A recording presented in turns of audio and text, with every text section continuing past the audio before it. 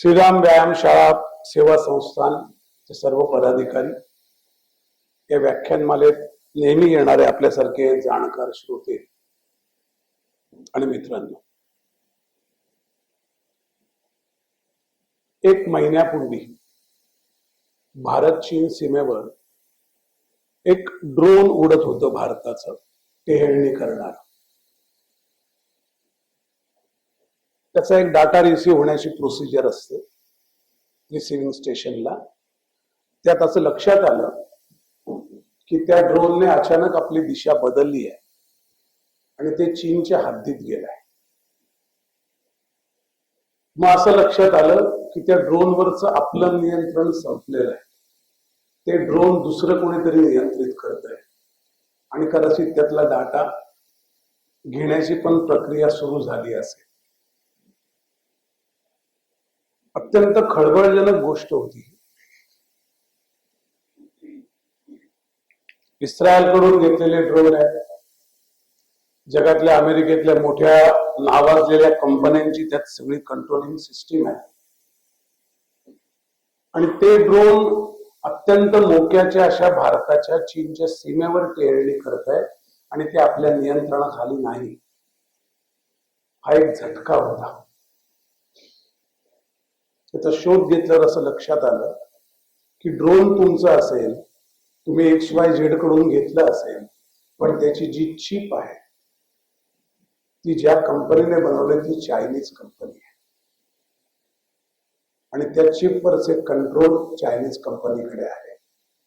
मग ब्राह्मोस सकट सगळ्या गोष्टींच्या ज्या आपण चिप आयात करतो त्याची तपासणी सुरू झाली. ही घटना परवाची आहे. थोडं मागे जाईल, फार नाही.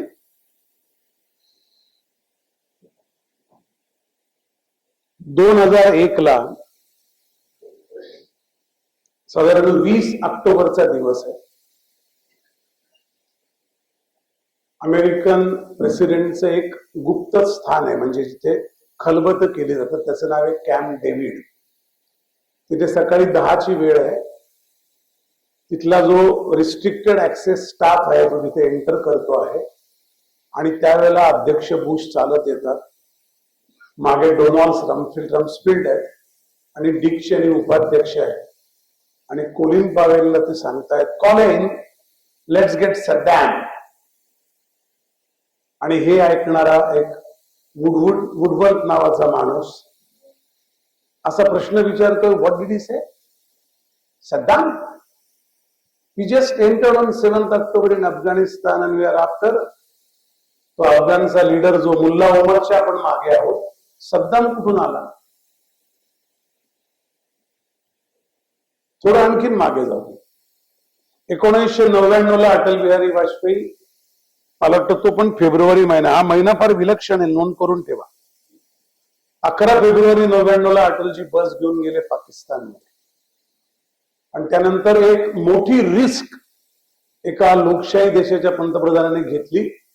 जो पाकिस्तान हे डीप स्टेटच्या खिशातलं खेळणं आहे त्या देशात जायची. आपलं आयुष्य त्याकरता पणाला लावलं, पण शांततेकरता मी हे करू शकतो ही लवचिकता दाखवण्याची मुवमेंट आहे. जगभरात त्याची नोंद घेतली गेली. त्यानंतर सार्क देशांची समिट आहे 4 महिन्यानंतर.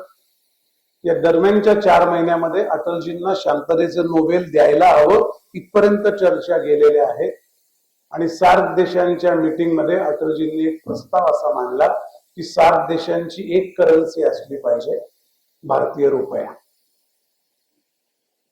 आणि अटलजींचं नोबेल गेलं. त्याच्या मागे जाऊ आणखी थोडं. हे सगळे जे मी तुम्हाला सांगतोय एखाद्या रहस्य कथेसारखं सांगतोय, पण माझ्यावर विश्वास ठेवा किंवा व्याख्यान संपल्यावर तुम्ही विश्वास ठेवायला सुरुवात कराल की truth is stranger than fiction. ही जगाची आजची अवस्था आहे. 1999 ची नोबेलची गोष्ट झाली. त्यानंतर आपण इंदिरा गांधींच्या पाकिस्तान वॉर डिक्लेअर करण्याकरता व्हाईट हाऊस मधल्या अध्यक्षांच्या केबिन मध्ये इंदिरा गांधी बसल्यात. अमेरिकन अध्यक्ष आहेत रिचर्ड निक्सन.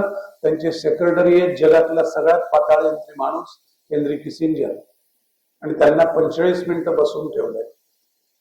त्यांच्याबद्दलचे अपशब्द काय उच्चारले गेले ते मी उच्चारणार नाही, पण नंतर ते टेप्स ओपन झाल्यावर ते उघड झाले आणि बसवून ठेवले. नंतर इंदिरा गांधी दूतावासात बसले आहेत 1.5-2 तास आणि शेवटी त्यांनी जनरल अरोरांना फोन केला की you start the war, I don't need his permission. आणि त्याचा फार मोठा सूड अमेरिकेने भारतावर घेतला. आम्हाला न विचारता भारतीय उपखंडात आमच्या ॲलिजची पाकिस्तान विरुद्ध बांगलादेश सोडवण्याकरता तुम्ही युद्ध करतात, पण इंदिरा गांधींच्या 2 ज्या मुवमेंट आहेत त्या इतक्या महत्वाच्या आहेत. एक ज्या तडफेने बांगलादेश बाजूला काढला आणि दुसरं सिक्कीम काढलं. या दोन्ही गोष्टी अमेरिकेला आवडलेल्या नाहीत. आणखीन थोडं मागे जाऊ. 24 जानेवारी 1966 भारताचे अणुशास्त्रज्ञ आहेत डॉक्टर होमी जहांगीर भाभा. तुम्ही ओपनहायमर जो पाहिला असेल तर तुम्हाला त्या सगळ्या प्रोसेसची कल्पना येईल. ते फ्युजन शक्य झालंय आणि त्याची बॅग त्या फॉर्म्युल्याच्या हातात आहे आणि काही कारण नसताना त्यांचं विमान आल्सवर कोसळतं आणि जहांगीर होमी भाभा मरतात. त्याची काही चौकशी होत नाही. त्याच्याबद्दल दुःख व्यक्त होतं आणि भारताचा प्रोग्राम 1966 पासून 1991 कारगिल किंवा 74चा पोखरणचा स्फोट करेपर्यंत डिले होतो आणि तोही पूर्णत्वाला जात नाही, कारण त्याचा शिल्पकार आणि त्या सगळ्या ज्या योग्य करायचं तो फॉर्म्युला म्हणू आपण आपल्या सोप्या भाषेत, त्या सगळ्या सकट तो नष्ट झालेला असतो. गंमत बघा, ही 24 जानेवारी 66 ची गोष्ट आहे आणि तुम्ही फक्त 13 दिवस मागे जा. 11 जानेवारीला भारतीय पंतप्रधान ताश्कंदमध्ये मरण पावतात. हे सगळं 40 वर्षापासूनच सांगायचं कारण काय? 60 वर्षापासूनच तर ते कारण आहे, या मागे काही सूत्र आहे का नाहीये का? हे आपल्याला असे काहीतरी हल्ली स्वप्न पडतं, काहीतरी आपल्या मागे कोणतरी लागलंय, कसं भीतीचं वलय असतं ना, कोणाला तरी कसली भीती वाटते आणि सारखे ते असल्याचे भास होतात. असा हा काही भासाचा प्रकार आहे का? तर तो तसा नाहीये. आपला विषय रहस्यमय वर्तुळातलंच भारत हे सावज. ती रहस्यमय वर्तुळ कधी सुरू झाली? भारत सावज वाटावा असं भारताकडे काही होतं का? कारण इंग्रजांनी आम्हाला काय सांगितलं की आम्ही सगळ्यात रानटी मागासलेला देश आहोत. इंडियन हा शब्दच मुळे अपमानास्पद आहे. इंग्रजांनी तर अनेक थेरी मांडल्या. आर्य पण असे आले बाहेरून, तसेच हिंदूही बाहेरून आले. इथले मूळचे द्रविड आणि आदिवासी होते. अशा सगळ्या थेरी आता हळूहळू खोट्या ठरत आहेत. पण या अत्यंत खोटारड्या, बदमाश आणि ज्यांना खरं तर मनुष्यवधाच्या गुन्ह्याकरता 1700 वेळा फाशी दिली पाहिजे अशा ब्रिटिश राज्यकर्त्यांनी इतके घाणेरड्या पद्धतीने आपलं आत्मभान फोडलं किंवा आपल्याला आत्मवंचनेकडे नेलं, तिथपासून या षडयंत्राची सुरुवात झाली ना? का त्याच्या अगोदर सुरू झाली? ज्या तुमच्या देशाला काही इतिहास नाही, संस्कृती नाही, एका अत्यंत उद्दाम अशा व्हॉइसरायचं असं म्हणणं आहे की तुमच्याकडे जी ग्रंथ संपदा आहे ती इंग्लंड मधल्या एखाद्या उमरावच्या कपाटात मावेल, त्याच्या घरातल्या कपाटात मावेल एवढीच तुमची ग्रंथ संपदा आहे. आणि हे ब्रिटिश पार्लमेंटमध्ये ऑफिशियली डॉक्युमेंटेड सांगितलं.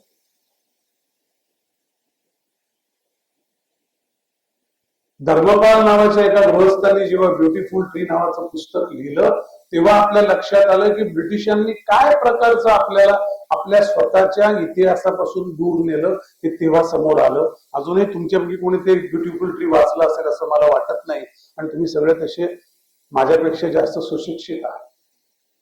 पण आपल्यापर्यंत हे विषय पोचत नाही आणि त्यामुळे ते रहस्यमय होत जातं. त्यामुळे ते असं होत जातं की अरे, कारण जनरली 2 प्रकारच्या सायकोलॉजी असतात. If I don't know, I don't know, if I don't know, और if I don't know it doesn't exist. If I don't know then it doesn't exist नावाची जी विचार प्रक्रिया आहे ती बऱ्याच लोकांच्या इगोला सुखावते, म्हणून आपण ती फॉलो करतो. पण आपल्याला हे कळलं पाहिजे की if I don't know, I don't know, I don't know what I don't no. तेव्हा शोध सुरू होतात. बऱ्याचशा लोकांच्या विचार प्रक्रिया भारतातल्या सत्ता स्थानापासून दूर असलेल्या, त्याग स्थानावर असलेल्या माणसांच्या विचार प्रक्रिया, if I don't know it may not exist, don't worry. कारण त्याच्यामुळे आत्मविश्वास हरवतो असं काही वेळेला वाटतं. आणि हे सगळं अतिशय पोषक असं वातावरण आहे या रहस्यमय वर्तुळाला. मी 2 विषयातून हा विषय मांडत नेणार आहे. या सगळ्या घटना सांगितल्या त्या व्यक्तींकडे परत येईल तो त्या विषयाचाच एक भाग. दुर्दैव असं वाटतं असे विषय मांडताना की ज्या महाभारतात द्रौपदी वस्त्रहरणाच्या वेळी भीष्म म्हणतात अर्थस्य पुरुषोदासा, त्याला जेव्हा विचारलं गेलं की तू का काही बोलत नाहीस, त्याचं उत्तर आहे अर्थस्य पुरुषोदासा. हे 7032 वर्षापूर्वी ज्या वेळेला एका अत्यंत मोठ्या अशा योद्ध्याने सांगितलं, तो देश ते विसरून गेला आणि तो फॉलो करणारा देश अमेरिका झाला, इंग्लंड झाला, फ्रान्स झाला, नेदरलँड झाला, जर्मनी झाला. आपण हे विसरून गेलो की आपण अर्थाचे दास आहोत आणि आपण त्यांचे दास झालो जे अर्थाचे दास होते. फकिरी म्हणजे प्रामाणिकपणा आणि श्रीमंती म्हणजे बदमाशी, हे इक्वेशन आपल्या डोक्यात कुठल्या महामूर्खाने पेरलं मला माहित नाही, पण ते इतकं खोलवर रुजलं की आपण अर्थाकडे दुर्लक्ष करून आपला अनर्थ करून घेतला. म्हणून या वर्तुळांचे स्पर्श आपल्याला होत नाही. थोडस आत्मपरीक्षण करावं असंही बोलणार आहे, काही पर्सनली घेऊ नका. तुम्हाला मी ऑडियन्स म्हणून तुमच्याशी बोलतो. हा जर व्हिडिओ असता तर मी ते कॅमेऱ्याकडे येऊन बोललो असतो. पण मला नेहमी असं वाटतं की आपल्याला हे कळत का नाही, आपल्या लक्षात का येत नाही. आणि आपल्याला म्हणजे आपण सगळे जे बसलोय ते कारण आपण सुशिक्षित माणसं आहोत, आपण वाचणारी माणसं आहोत, आपण थोड्या अर्थाने साक्षर आहोत, वेगवेगळ्या अर्थाने कदाचित. साक्षर माणसाला मी नेहमी सांगतो अज्ञानात मरायची परवानगी नाही. तो असहायतेत मरू शकतो. मला माहित होतं मी काही करू शकलो नाही, या भावनेने आपण सगळे मरू शकतो, ती आपल्याला परवानगी आहे. पण मला हे माहित नव्हतं, हे साक्षर माणसाला असं म्हणायचा अधिकार नाही, परवानगी नाही. कारण जे अनंत अनेक जे साधे साक्षर नाही, निरक्षरांच्या पायऱ्या चढलेले नाहीत, अशा माणसांपर्यंत हे पोचवण्याची जबाबदारी, ते प्रबोधन आपली जबाबदारी. ते ओझं आपल्या खांद्यावर आहे आणि ते ओझं नाहीये, ती जबाबदारी आहे. ओझं आणि जबाबदारीमध्ये फार थिन लाईन असते, नाही आर्ग्युमेंट करण्याकरता. पण ती जबाबदारी आहे, कारण त्या लोकांपर्यंत हे पोहोचलं नाही म्हणून षडयंत्र सुरू राहील. ज्या देशाबद्दल इंग्रजांनी जे निरेटिव्ह, मी मुद्दामून काही गोष्टी लिहून आणल्या, व्याख्यानात मी जरा लिहून आणत नाही, पण मला आज असं वाटलं की हे जरा एकदा समोर ठेवावाच हा विषय. मी थोडा मागून अशा करता येतो ब्रिटिशांपासून, कारण तिथपासून या सगळ्या गोष्टीच्या आधीपासून सुरुवात झाली. पण आधी ब्रिटिशांनी केलेले नॅरेटिव्ह सांगतो आणि वस्तुस्थिती सांगतो. ब्रिटिशांनी हे जे नॅरेटिव्ह आहेत हे डॉक्युमेंटेड आहेत, हे शिकवले गेले, हे मांडले गेले, त्याचे एसे लिहिले गेले, ते प्रसारित केले गेले. इंग्रजी शाळांमध्ये शिकणाऱ्या भारतीय तथाकथित विचारवंतांना हे खरे वाटले आणि त्यांनी तेच पुढे पोचवले. इतके ते महत्वाचे ऍज अ फोकस्ड अजेंडा म्हणून पोचवले गेले. ते डॉक्युमेंटेड आहे. भारत कधी एक देश नव्हता, तो घडत राहणारी एक देश म्हणून घडत राहणारी एक प्रक्रिया हजारो वर्षापासून सुरू आहे. नॅरेटिव्ह एक. भारताला दीर्घ संस्कृती किंवा इतिहासाचा लवलेश नाही. आर्य, मुघल, अरब, तुर्किश, ब्रिटिश, डच असे सगळे आणि हिंदू हे सगळे इथून बाहेरून आले, ते मूळचे इथले नाहीत. हिंदू हे तशा अर्थाने आर्यांचे वारसदार असू शकतात, म्हणजे त्याच्यानंतर आले. द्रविड आणि आदिवासी ह्या देशाचे मूळचे जे नेटिव्ह म्हणतात, जे नेटिव्ह अमेरिकन्सना रेड इंडियन जे म्हणतात, रेडनेक अमेरिकन असं त्यांना म्हणलं जातं, कारण ते पण म्हणून इंडियन्स हा शब्द तसा अपमानास्पद आहे. मागास अशा अर्थाने त्याचा अर्थ वापरला जातो. आपल्याला तो लक्षातच येत नाही, इतकं आपल्या अंगवळणी पडलंय. कोलंबस हे शोधायला आला आणि तिकडे पोहोचला, हे जे आहे तर त्याला रेड इंडियन सापडलं. तुम्हाला इंडियन शोधत होता, ज्यांचे मान उन्हामध्ये लाल पडली होती असे गोरे लोक होते, ते रेड इंडियन झाले, लाल लाल बुंद झाले होते उन्हात राखून शरीर, म्हणून ते रेड इंडियन असं म्हटलं गेलं. ते त्यांचे मूळचे निवासी आहे. तसे द्रविड आणि हे इथले मूळचे निवासी. संस्कृत ही मृत भाषा आहे, त्या भाषेकडून काही घडणार नाही. ही जी सगळी वाक्य सांगतो हे पब्लिश नॅरेटिव्ह आहेत आणि हे ब्रिटिश पार्लमेंटमध्ये मेकॉलेने भाषण केलं त्याच्या आधी 2 वर्ष आणि मेकॉलेच्या भाषणानंतर 6 वर्ष वारंवार उच्चारले गेले. या सगळ्याचा जो मूळ माणूस आहे त्याचं नाव आहे जेम्स मिल. तो सगळ्यात घाणेरडा माणूस आहे. तो भारतात कधी एक तासाकरता पण आला नाही, पण त्याने इंग्लंडमध्ये बसून ब्रिटिशकालीन इंडिया नावाचं एक पुस्तक लिहिलं 1917ला. 1918ला पेशवाई बुडली. तुम्ही कालखंडाचा नीट साक्षेपाने बघत चला, मी सांगतोय त्याच्या तारखा. 1917ला त्याने पब्लिश केलेलं आहे. त्यावेळेस जी कंडिशन आहे ते अनेक खंडात त्या पुस्तकात मांडली आहे आणि त्यात त्याने सगळ्या या गोष्टी भारतात कधी न येता भारताबद्दल लिहिल्या आणि तो अजेंडा बनला ब्रिटिशांचा. त्यानंतर 1 वर्षाने पेशवाई पडली. म्हणजे मला ज्या देशाला पादाक्रांत करायचंय त्या देशाच्या पूर्ण स्वामित्व माझ्याकडे आलेलं नाहीये, त्याच्या आधी मी तयार असतो. याला म्हणतात प्लॅनिंग. आणि हेच प्लॅनिंग आर्थिक याच्यावर चाललंय, त्याच्याकडे मी येतच. ब्रिटिशांनी या भूभागावर संस्कृती आणि सभ्यता आणली. तंत्रज्ञान शास्त्र असं या देशात कधीच काही नव्हतं. सगळे येडेगबाळे लोक होते. ब्राह्मण फक्त तेवढे शिकले, बाकीच्यांना कुठलाही स्पर्श झाला नाही. ईशान्य भारतीय मंगोल वंशाचे आहेत. गोरबल्यांनी आयुष्य घालवलं. स्वातंत्र्यानंतर मग त्यांनी अजून एका टर्मचा आधार घेतला, याच्याबद्दल मी बोलणार. त्याचं नाव आहे कल्चरल मार्क्सिझम. तो आपणही धरून चाललो बरं का धागा, भारतीय म्हणून शरद जोशी म्हणतात ना, गोरे इंग्रज गेले आणि काळे आले. ते मला विधान 1% अतिशयोक्त वाटत नाही. तसंच घडलंय, काहीही बदललं नाही. 47 साली आपण स्वाधीन झालो, आपण स्वतंत्र झालो नाही. आपलं स्वतःचं स्वतंत्र आलं नाही. आत्ता यायला सुरुवात होते. आणि मी कुठल्याही पक्षाच्या समर्थनार्थ बोलत नाही. जे घडलंय ते असं आहे, त्याचा डाटा आहे. मी इथून केलेल्या प्रत्येक विधानाला जबाबदार आहे. त्याच्या मागचं सगळं स्टडी मी तुम्हाला देईन. आंतरराष्ट्रीय जे षडयंत्र आर्थिक विषयावर आहे, पण हे षडयंत्र मूळ आहे. मला आज अर्थकारणातलं षडयंत्र का कळत नाही, मला हे का कळत नाही की 9/11 मध्ये बिन लादेनचा काही संबंध नाही, असं कोणी मांडलं तर तो मला मूर्ख का वाटतो? कारण माझ्या मनाची जडणघडणच या तंत्राने अशी केली आहे की मला काही ज्ञान नाही. या सगळ्या तंत्राने त्यांच्या 150 वर्षाच्या मला या अवस्थेत मानसिक टाकलं की मला काही इतिहास नाही, भूगोल नाही, मला संस्कृती नाही, मला ज्ञान नाही, मला तंत्रज्ञान नाही, माझा कुठला अभ्यास नाही, माझ्याकडे कोणी मोठं झालं नाही. मी एक निर्वासित आदिवासींचा, रानटी लोकांचा, मागासलेल्या नागरिकांचा देश आहे. त्यामुळे मला काहीच कळत नाही, मला सगळंच समजून घ्यायचं. आता हे बुरटे काही म्हणून दुसरा पण डाटा आहे.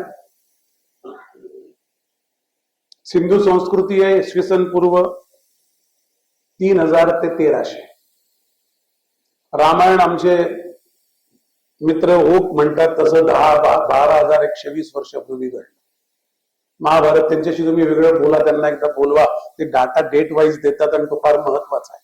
महाभारत 7032 वर्षापूर्वी घडलं. मौर्य साम्राज्य 322 इसवी सन पूर्व ते 185 होतं. मौर्य साम्राज्याचं एक तोंड पूर्व इराण पर्यंत होत. या मौर्य साम्राज्यात चंद्रगुप्त मौर्याकडे सिकंदर 323 ला आला, तेव्हा त्यांचं युद्ध जे काय झालं त्यात त्यांचा तह झाला आणि सेल्युलर निकोटसच्या बहिणीशी चंद्रगुप्ताने लग्न केलं आणि सगळ्या प्रदेशाचा त्याच्या सिकंदर जाता येता रस्त्यातच पामीरच्या पठारावर मेला अफगाणिस्तानात. तो परत जाऊच शकला नाही.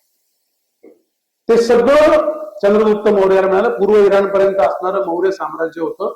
आता भारत समजा 5.5 लाख स्क्वेअर किलोमीटर असेल, 5.5 लाख स्क्वेअर मैल, तर ते मौर्य साम्राज्य हे त्याच्या जवळपास 3 लाख चौरस मैल इतकं होतं. पूर्ण सगळा पट्टा आखलेला होता. नंतर गुप्ता साम्राज्य आलं, ते पण इसवी सन पूर्व 320 ते 550 आहे. कालिदास इसवी सन पूर्व 130 ते 200, इसवी सन नंतर 200 एडी, असा वेगवेगळ्याच्यावर वेगवेगळा वेळ आहे. पण तो त्यावेळेला झाला, एक्झॅक्ट केव्हा झाला माहित नाही. पण कालिदासाने जे लिहिलंय शाकुंतल ते तर खरोखर 2000 वर्षापूर्वीच आहे. भरतमुनी नावाच्या नाट्यशास्त्र लिहिणाऱ्या माणसाचा जे कालखंड आहे तो इसवी सन पूर्व 200 आहे. जेव्हा जगातल्या लोकांना कपडे असतात, कपडे नावाचा काही पदार्थ असतो जो अंगावर घालायचा असतो झाडांच्या पानांच्या ऐवजी, हे माहीत नव्हतं, तेव्हा भरतनाट्य हा ड्रेपरीचं चॅप्टर लिहितो भरत नाट्यशास्त्रामध्ये. तो पडदे कसे वापरायचे, वस्त्र प्रावरण काय घालायची, म्युझिक काय असतं, नाट्य कसं घडतं याच्याबद्दलचं पुस्तक लिहितो. तुम्ही कोणीतरी ते वाचा. भास्कराच्या आहे 1184 1185 आहे. आर्यभट्ट 476 550 आहे. भास्कराचार्य 0 देणार आहे. ब्रह्मगुप्त 598 665 आहे. ज्ञानेश्वर 1275 1296 आहे. वराह मिहिर पहिला ज्योतिषी, ऍस्ट्रॉनॉमी आणि ऍस्ट्रॉलॉजी याच्याबद्दल लिहिणारे वराह आणि मिहिर हे 2 माणसं हे सगळे ऋषी आहेत. काय हार्वर्ड मधनं पास झालं आणि त्यांची कुठली 3 पट डॉक्टरेट घेतली म्हणजे तुम्ही सायंटिस्ट म्हणणार आहात का? हे कोणी निकष ठरवले? झाडाखाली बसून सायंटिस्ट होऊ शकत नाही हे कोणी ठरवलं? जसं काट्या चमच्याने जेवलं म्हणजे टेबल मॅनर्स आहे हे कोणी ठरवलं? आणि हे कशा करता ठरवलं? त्यांच्या फायद्याकरता. आपण ऐकायची काही गरज नाही. तसं वराहमिहिर 505 587, वाघभट्ट 550 600 आणि पातंजली इसवी सन पूर्व 300 आपला इतिहास आहे. 7,500 वर्ष जणू हिंदू कॅलेंडर आहे. पंचांग अल्मॅनॅक ज्याला म्हणतात ते कोणीही जगात हिंदूंशिवाय मानलेलं नाही. त्यातल्या त्यात जवळ जाणारा अल्मॅनॅकचा इतिहास हा मायन कल्चरचा आहे. आणि त्यांची सुरुवात दोराला सूर्य जसा उगवतो आणि त्याची एक काठी जी सावली पडते ती सावली अतिशय तरलपणे किती सरकते तेवढी एक गाठ मारायची अशी 365 गाठींचं एक दोरखंड म्हणजे परत सूर्य पहिल्या ठिकाणी आला असं एक आवर्तन झालं. वर्ष दीडशे नंतरचे शब्द आहे. अल्मॅनॅक ज्याला पंचांग, आता तुम्ही 10,000 वर्षापूर्वीचं पंचांग तुम्हाला टाइम केवळ काय, कारण ते सगळं त्या ऍस्ट्रॉलॉजिकल म्हणजे ऑस्ट्रॉनॉमिकल मुवमेंटचं रिप्रेझेंटेशन आहे. नलिशोक म्हणतात की संपात काळ जेव्हा येतो तेव्हा गोष्टी ऍस्ट्रॉनॉमीतल्या रिव्हर उलट्या होतात. सप्तर्षी आणि अनुसूयाची जी कथा आहे तर ते तेव्हा म्हणतात तेव्हा सप्तर्षीच्या मागे अनुसूया जात होती. तर असं कसं घडेल? अनुसूयाच्या मागे सप्तर्षी गेली अशी कथा आहे. तर ते म्हणले तो संपात काळ मध्ये येऊन गेलाय. ते पुस्तक खरंच वाचा. हे संशोधन चाललंय ते सांगतो आणि हे आता डॉक्युमेंटेड आहे नशिबाने आपल्या. झिरो दिलेलं आपण सगळ्यांना माहिती आहे. वराहमिहिराने ऍस्ट्रॉनॉमीचं लिहिलेलं माहिती आहे. सुश्रुत चरकाने मेडिसिन बद्दल लिहिल्याचं माहिती आहे.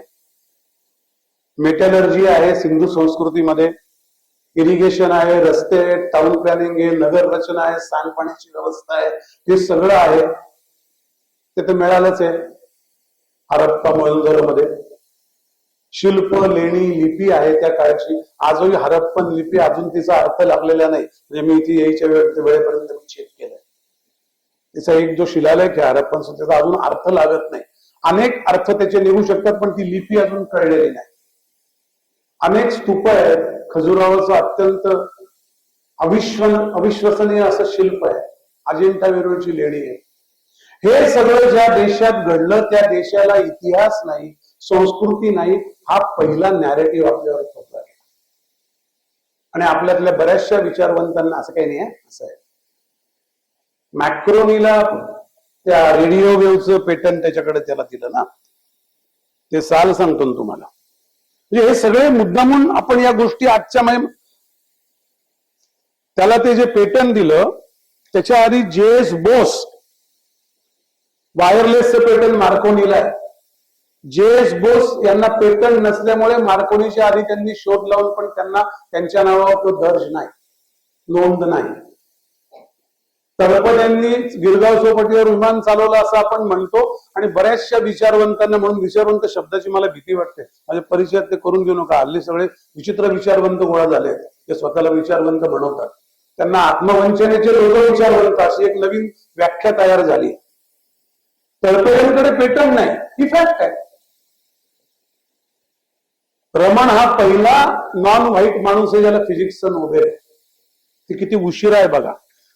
ज्या देशाने ही शिल्प तयार केली, मेटॅलर्जीच्या गोष्टी केल्या, कुतुब मिनारच्या समोरचा लोहस्तंभ बांधला, अजिंठा वेरूळची लेणी, अजिंठा लेणी 84 वर्ष बांधत 27 लेणी बांधत होती. 84 वर्ष म्हणजे किमान 6 पिढ्या झाल्या. या एका पिढीने दुसऱ्या पिढीकडे हे मंदिर कुठे न्यायचंय, त्याचा काय आराखडा दिला असेल, त्याचा काय विचार केला असेल, ते काय कम्युनिकेशन असेल. आज सकाळी बाप काय म्हणतो संध्याकाळी मुलाला आठवत. 6 पिढ्यांनी हँड ओव्हर केलं डिझाईन, वरून खोदणार लेणी. त्यातला रंग अजून जात नाही. इसवी सन पूर्व 900, इसवी सन 900चा कुठलं चाल चालू 2100.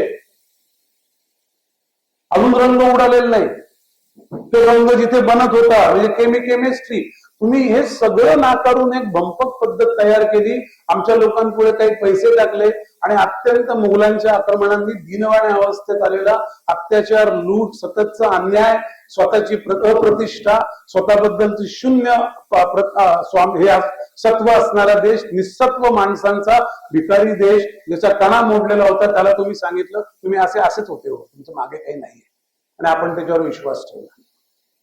आंतरराष्ट्रीय षडयंत्राचा आता हे आले कशा करतात असा प्रश्न पडतो. मी एका डायस्पोरामध्ये असा प्रश्न विचारला होता अमेरिकेत, किंवा आम्ही जर भुक्कड होतो तर तुम्ही आले कशाला मरायला इथे.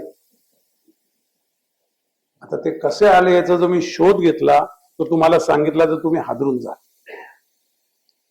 1550 ते 1700 या 150-1540 घ्या, या 160 वर्षाच्या कालखंडात दोन गोष्टी घडल्या.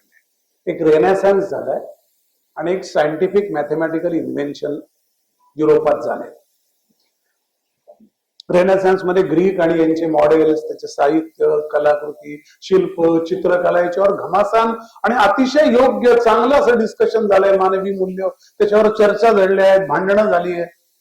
आणि गॅलिलिओ सारख्या माणसाने ज्याने सांगितलं पृथ्वी गोल आहे, त्याला अंधार कोठडीत टाकणारे कॅथोलिक चर्च असताना पण त्याने सांगितलं पृथ्वी गोल आहे, तो अंधार कोठडीत झाला पण तो सांगत राहिला पृथ्वी गोल आहे. अशा प्रकारचे अनेक मॅथमॅटिक्स, खगोलशास्त्रातले शोध त्या काळात लागले. त्यातले अनेक केमिकल शोध आहे, फिजिक्सचे शोध आहे, बायोलॉजीचे शोध आहेत, केमिस्ट्री आहे. आणि या सगळ्या आपण सगळा तो इतिहास शाळेत वाचतो. आपण वाचत नाही तो आपला इतिहास. आपण आपल्याला लुटलं त्यांचे इतिहास पाच करतो. हे काय मला पद्धत आहे, मला अजूनही कळलेलं नाही. काय आत्मवंचनेचं हे घोर त्याचं हे आहे, शिखर आहे. ते सगळे आपण वाचलेले असतात. लुई पाश्चर पासून सगळं काय झालं, न्यूटन बिटन ते पाठ, त्याच्यावर आपल्याला मार्क मिळतात. आठवलं नाही तर आपण नापास होतो. आपल्याला त्याची लाज वाटत नाही की माझा इतिहास माहित नाही पण यांचा इतिहास पाठ करून मी पास होतो. आणि हे सगळं आपण शिक्षण पद्धतीत आणल्यामुळे ही सगळी माणसं त्या काळात झाली. तेव्हा युरोपमध्ये तेव्हा होत्या 5 सत्ता, डच, पोर्तुगीज, स्पॅनिश, फ्रेंच आणि ब्रिटिश. ही पाच देश आहेत. त्यांच्या लक्षात असं आलं की हे जे आता शोध लागले याच्यातनं काही निर्मिती करायची असेल तर 2 गोष्टी लागतील. कच्चा माल लागेल म्हणजे रिसोर्सेस लागतील, आणि तो जो प्रॉडक्ट बनेल तो विकायला मार्केट लागेल. कोलंबस आला याचे टाळ्या वाजवून स्वागत करायचं काही कारण नाही. वास्को द गामाच्या गळ्यात हार घालायचं काही कारण नाही. ही माणसं त्यांच्या भुक्कड देशाकडून तिथे सगळं व्यवस्थित होतं, इथे लुटण्याकरता आली. दर्यावर्दी साहस वगैरे या गोष्टींना माझा विश्वास नाही. त्यांनी साहस केलं पण त्याचं इंटेन्शन मॅलिस असेल तर मला त्याचं काही कौतुक पण नाही, ऑनेस्टली. ती माणसं आली, त्यांना लक्षात आलं अरे बापरे इथे तर सगळंच सोनं चांदी मसाला सगळं काही, इथे काही नाही असं नाहीच आहे. त्यानंतर ती येतच गेली 1494 पासून पुढे. आणि यानंतर या शोध लागल्याच्या काळामध्ये त्याच्यात त्या डिमांड घेऊन येत गेली. काय घेऊन जायचं, काय घेऊन यायचं. माझ्या व्याससूत्र पुस्तकामध्ये किती सोनं कालिकत मधनं गेलं त्याचं वर्णन आहे, त्याचे डॉक्युमेंट आहेत. इथून लुटता येईल म्हणजे ब्रिटिशांनी रेल्वे आणली आणि ही फार चांगली सुधारणा केली. ज्यांच्यावर विश्वास आहे त्या लोकांनी थोडा अभ्यास केला तर रेल्वे बरोबर काम केलं. मी पहिल्यांदा त्यांना गेल्यावर सांगितलं तर मला मॅप जर रेल्वेची दाखवा. 1853 ठाण्याची रेल्वे धावली मुंबई ठाणे, मला ते मॅप एकदा बघायचे कुठली रेल्वे केव्हा निर्माण केली. सगळ्या रेल्वे लाईन या मुंबई पोर्ट, कलकत्ता पोर्ट पासून जिथे खनिज संपत्ती पर्यंत त्यांनी टाकलंय. तुमच्या आमच्या प्रवासाशी काही संबंध नाही, कारण माल चोरून नेता यावा. ब्रिटिशांनी केलेली लूट ही अमानवी आहे, ती अमानुष आहे, ती अनैतिक आहे. ती त्या लुटीमध्ये आणखीन तर त्यांनी जगात तर खूपच धुमाकूळ घातलाय. स्पॅनिश, फ्रेंच आणि डच आणि पोर्तुगीजांनी या देशामध्ये ते यायच्या आधी 400 वर्ष ज्ञानेश्वर होऊन गेले. तो 400 काय 500 वर्ष त्यांची सुरुवात व्हायची. आणि 1600 ईस्ट इंडिया कंपनी आली, तशा अर्थाने 1657 पासून ते यायला लागले. 1757 पासून त्यांनी बऱ्याच ठिकाणी लक्ष घालायला सुरुवात केली. शिवाजी जाईपर्यंत दहशत आहे, छत्रपती शिवाजी महाराज जाईपर्यंत. नंतर मात्र मग त्यांच्या लक्षात आले, कारण शिवाजी महाराजांच्या मावळ्यांमुळे मुघल सल्तनत संपली आहे. त्यामुळे दिल्लीचा जो एक अंकुश होता कुठलाही कोणाचाही असेल तो नाहीये. तिथून त्यांना मोकळं रान मिळालंय. मुघल सत्तेचा अस्त आणि आपलं स्वातंत्र्य याच्यामध्ये बरोबर आणि 144 वर्ष मराठ्यांचं राज्य मुघल सत्तेच्या हस्ताच्या इथे 1600च्या छत्रपती शिवाजी महाराजांच्या राज्यापासून सुरू झालेलं 1818 पर्यंतचं मराठा साम्राज्य 144 वर्ष, ते पण जवळपास भारताच्या एकूण क्षेत्रफळाच्या 42% भूभागावर आहे. ते संपल्यानंतर ब्रिटिशांनी त्याच्या बरोबर मध्ये बेचक्यात ब्रिटिश साम्राज्य उभं आहे 1818 ते 1947. ते खरं तर माझ्या माहितीप्रमाणे 2000 पर्यंत उभंच आहे. कारण मी नाही म्हणत असं उगीच तुम्ही मला काहीतरी मी सनसनाटी बोलतो समजू नका. लंडन ट्रिब्यून मध्ये लेख आला 14 मे 2014, 24 मे 2014. तो अंक आहे बरं का अवेलेबल. त्यात त्याचं टायटल असं आहे अग्रलेखाचं, today finally Britishers left India. 25 May 2014 काय झालं तुम्हाला माहिती आहे? म्हणजे इट वॉज कंटिन्युइंग. म्हणून ते तितकं मोठं साम्राज्य आहे. त्या सगळ्यामध्ये त्यांनी आपल्याला सांगायचं आधीचं काही सगळं नाकारून आपल्यावर जो आत्मवंचनेचा ज्याला म्हणजे तो एक इंजेक्शन किंवा लस दिल्यासारखं झालं, आपण सगळं विसरून गेलो. अजूनही आपण त्या भ्रमात आहोत. हे त्या षडयंत्राचं, कारण तुम्हाला जर काही तुमच्याकडून घडवायचं असेल, तुम्हाला डिप्रेशनच्या वेळेला एखादा पाठ काढायचा असेल, काही बदलायचं असेल तर भूल द्यावी लागते ना. ही ती भूल आहे त्या समाजाला दिलेली. ब्रिटिशांचं राज्य ही भूल आहे आणि त्याच्यावर पुढचं अर्थकारण ज्याच्याकडे मी येईल ते उभं आहे. पण तिकडे जाण्यापूर्वी या सगळ्यांच्या याच्यातली मी तुम्हाला त्यांच्या सगळ्या मांडणीतली गंमत सांगतो. ऍडम स्मिथ आलेला आहे 1723. ऍडम स्मिथची तुम्हाला त्या वेल्थ ऑफ नेशन मध्ये तुम्ही पुस्तक वाचलं असेल, त्या सगळं त्याची 3 वाक्य तुम्हाला सांगतो. आणि अशा माणसाला आपण अर्थतज्ञ म्हणून फॉलो करावं का हा प्रश्न तुम्ही अंतःकरणाला विचारा. मी त्याला गुन्हेगारच म्हणतो.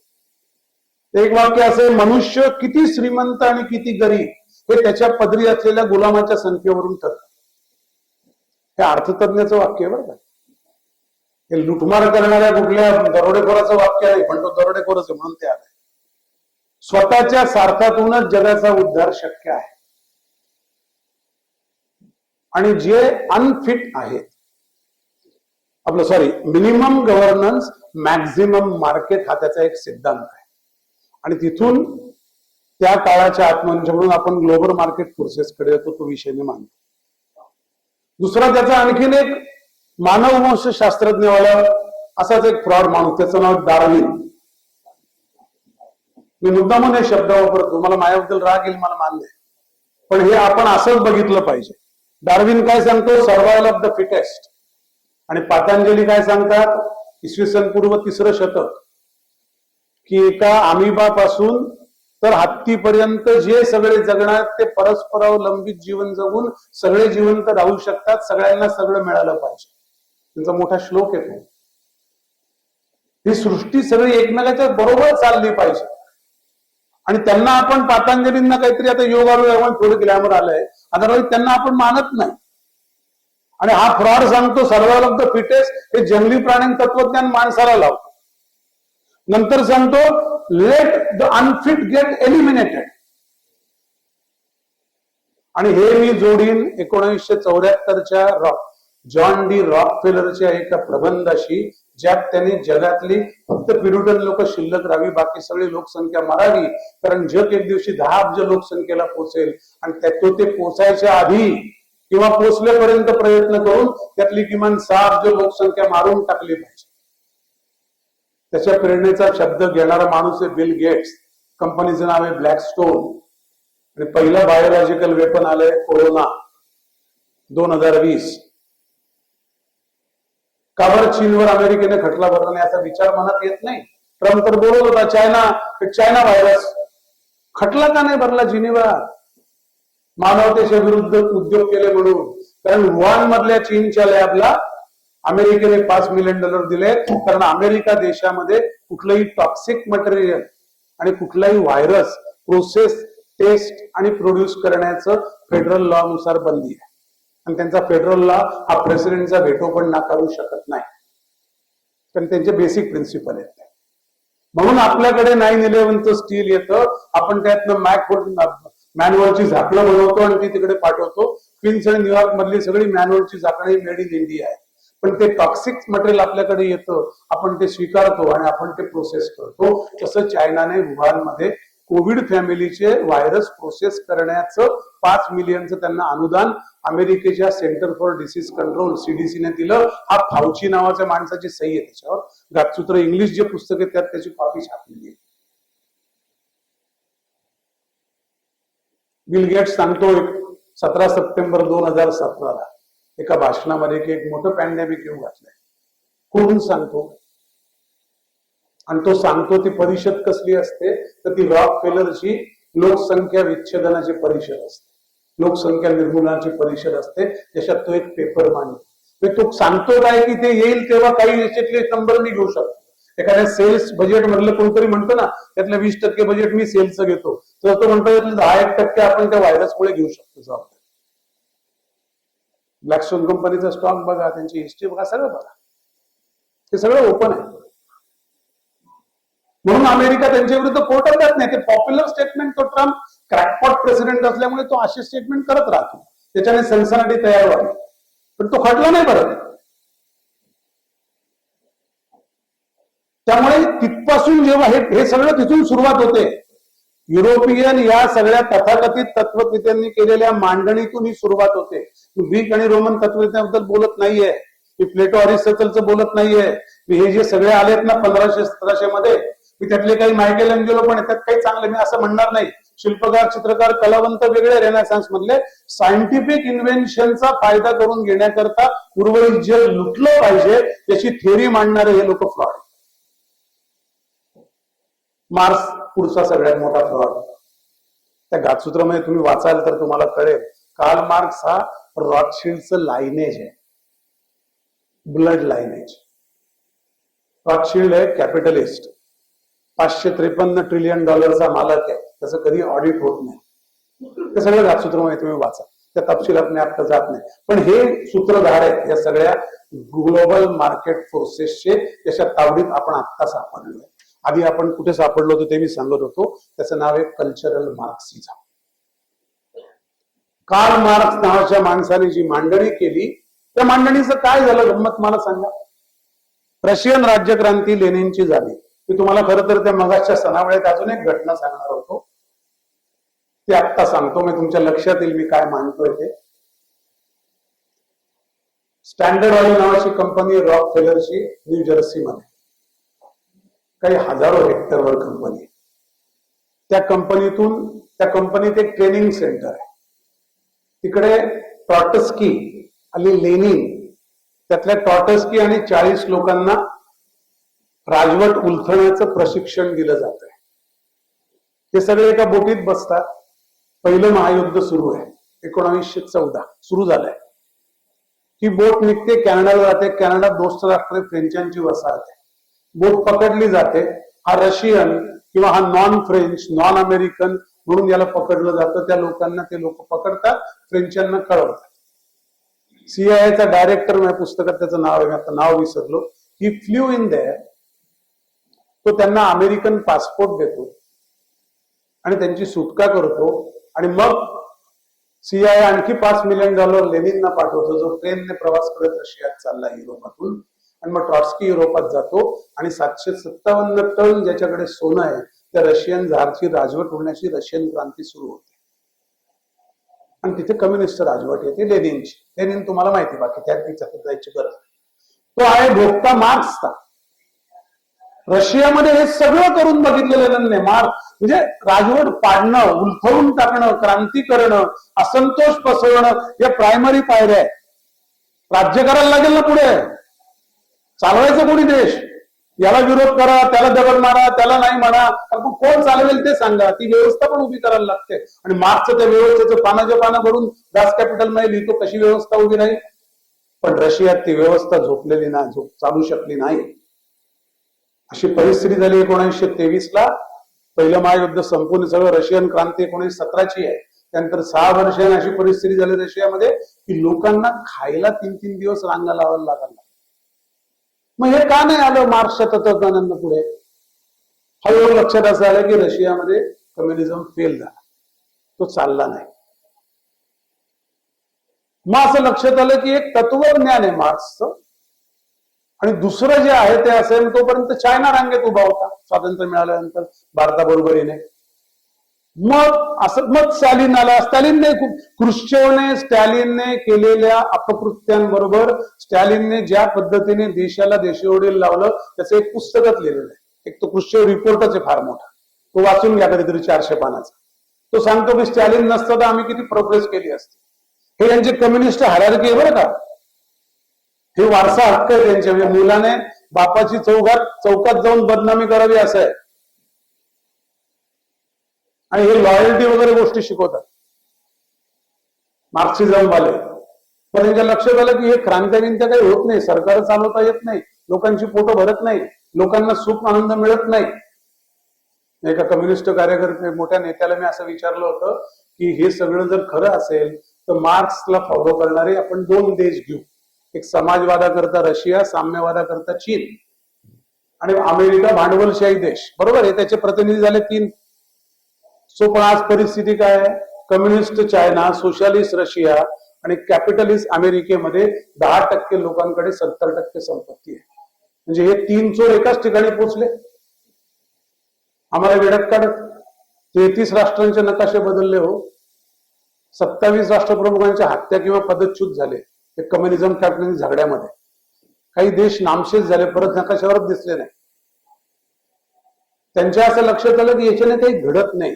मग हल्ले सुरू झाले सांस्कृतिक बिलीफवर. याच्यावर देश आता तुटणं, भांडणं लावणं, फूट पाडणं, हा जो अजेंडा, त्याचे 3 शब्द आहेत. हे पण डॉक्युमेंटेड मी सगळं तुम्हाला सांगतोय आज. मी आज विचार असं केला की आपण ठाण्याला येतोय तर हे शब्दच तुम्हाला देतो. एक शब्द आहे डेरॅसिनेट, दुसरा शब्द आहे डिव्हाइड आणि तिसरा आहे डिस्ट्रॉय. हे अजेंडा आहे. डेरॅसिनेट म्हणजे डाऊट क्रिएट करणं, डिस्टिंग्विश करणं लोकांना वेगवेगळ्या कारणाने. मग LGBT असेल, मग ट्रान्सजेंडर फंक्शनिंग असेल, एका वेगळ्या अर्थाने इंडिपेंडन्स असेल, राईट्स असतील. आता अमेरिकेत चाइल्ड राईट्सवर आंदोलन सुरू होत आहे, चिल्ड्रन राईट्स. तशी जबाबदारी आई वडिलांकडे, ती जबाबदारी घ्यायला तयार नाहीत. कारण 4थ्या बायकोचा मुलगा आणि 5व्या नवऱ्याचा मुलगा आणि 6वी बायकोबरोबर तो राहतो. काही टोटलच लागत नाही. कोणाची मुलं कोणाबरोबर जन्माला आली कुठे राहतात. कुटुंब नावाचं बांधून ठेवणारा घटकच नाही. मग त्यात कल्चर धागा जोडून ठेवतो. म्हणजे कसं, उदाहरण देऊन सांगतो. इथे कौशल इनामदार बसलेत संगीतात. केरळचा एखादा माणूस ज्याला फक्त केरळी, मल्याळम मधली आणखीन कुठली तरी एक डायलेक्ट बोली भाषा येते, केरळच्या खेड्यात आयुष्य केलं, तो कधीतरी 2 पैसे आले म्हणून तो काश्मीरला गेला आणि मी डोळ्याने पाहिले म्हणून सांगतो.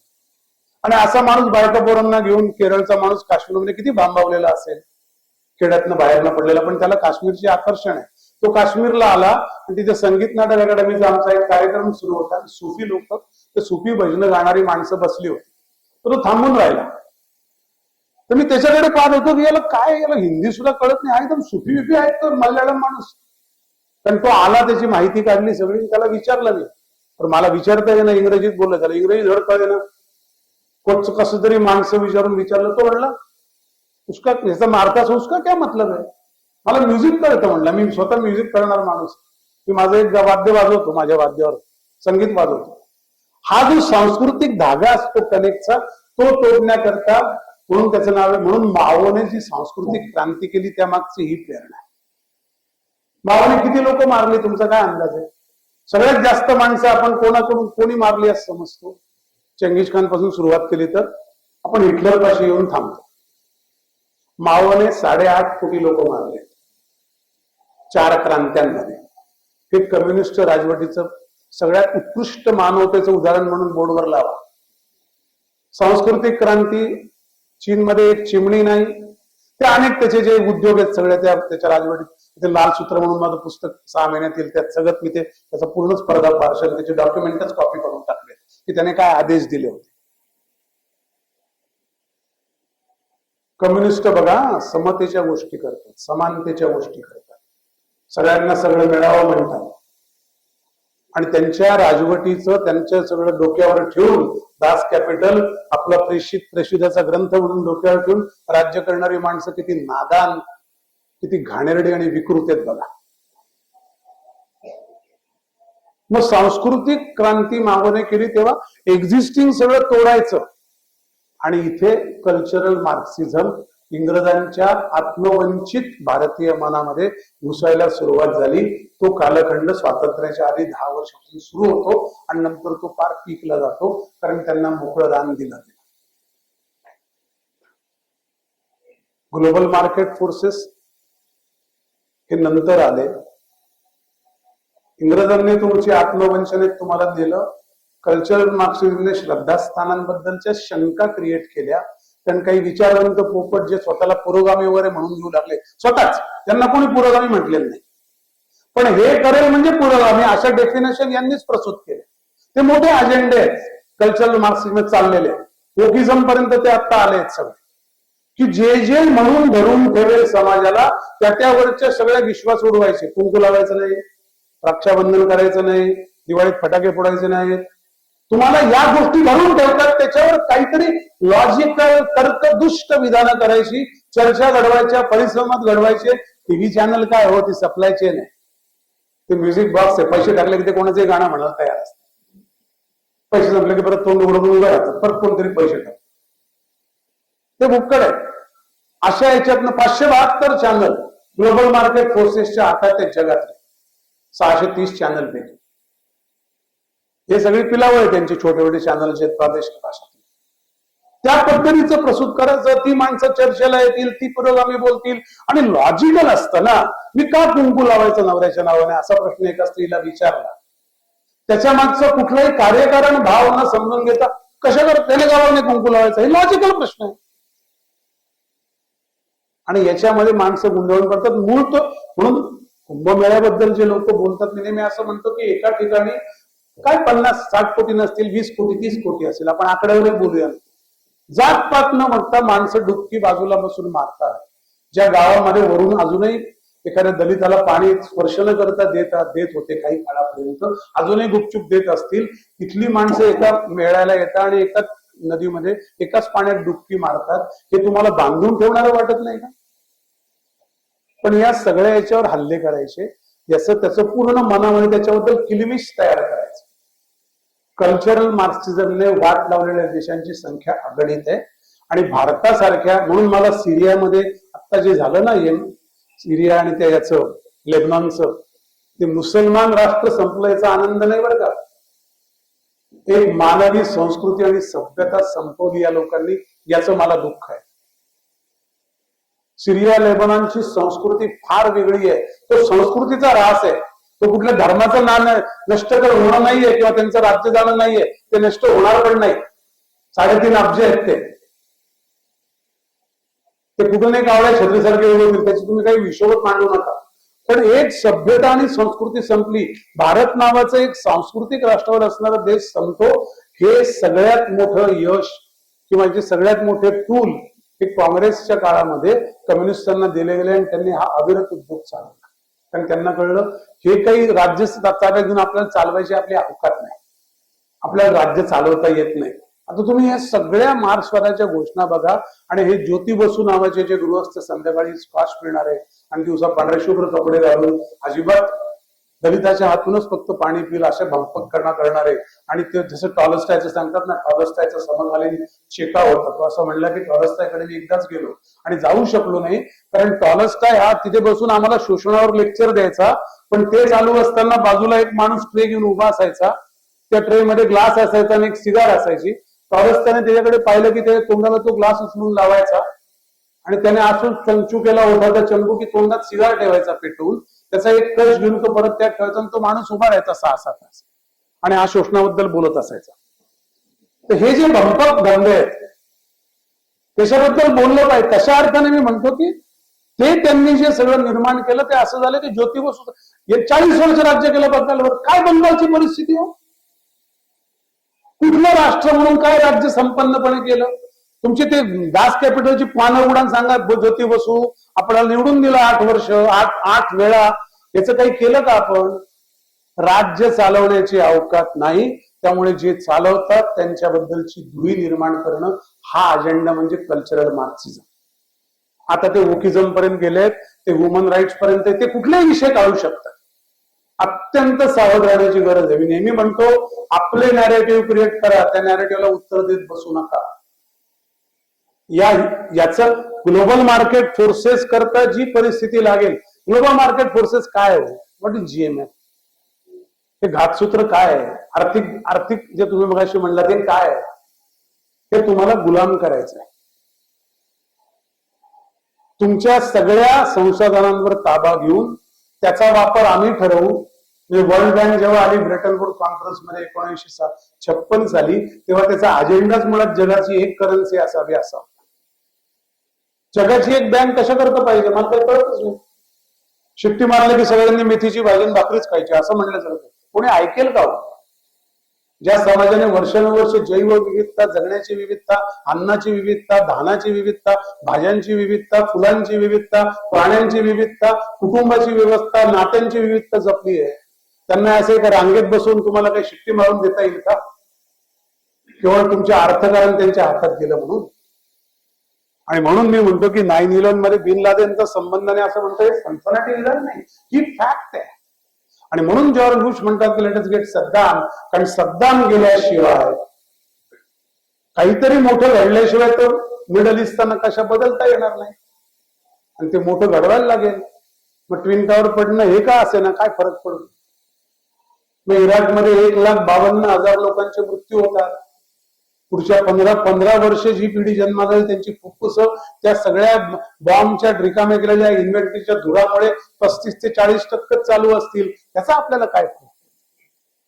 2.5 मिलियन बॅरल पर डे ही तेल कंपनी ताब्यात घ्यायची असेल तर त्याची ही कॉस्ट आहे, एवढे ह्युमन लाईफ.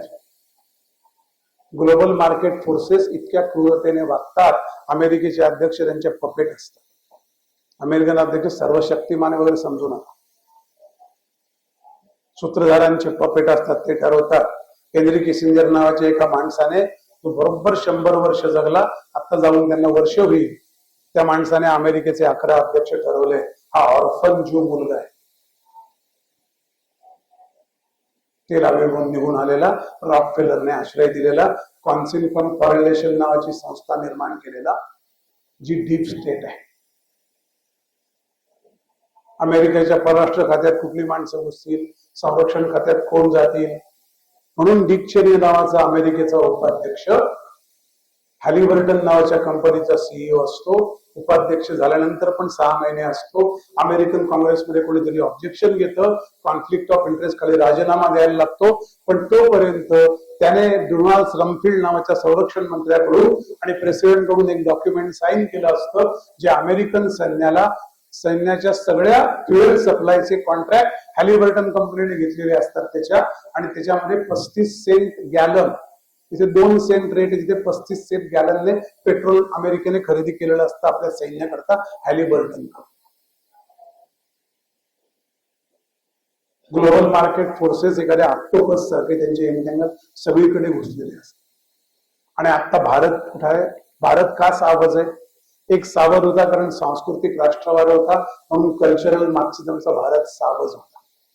कारण त्यांच्या सगळ्या त्या विध्वंसक विचारवृत्तीला तोंड देऊ शकेल,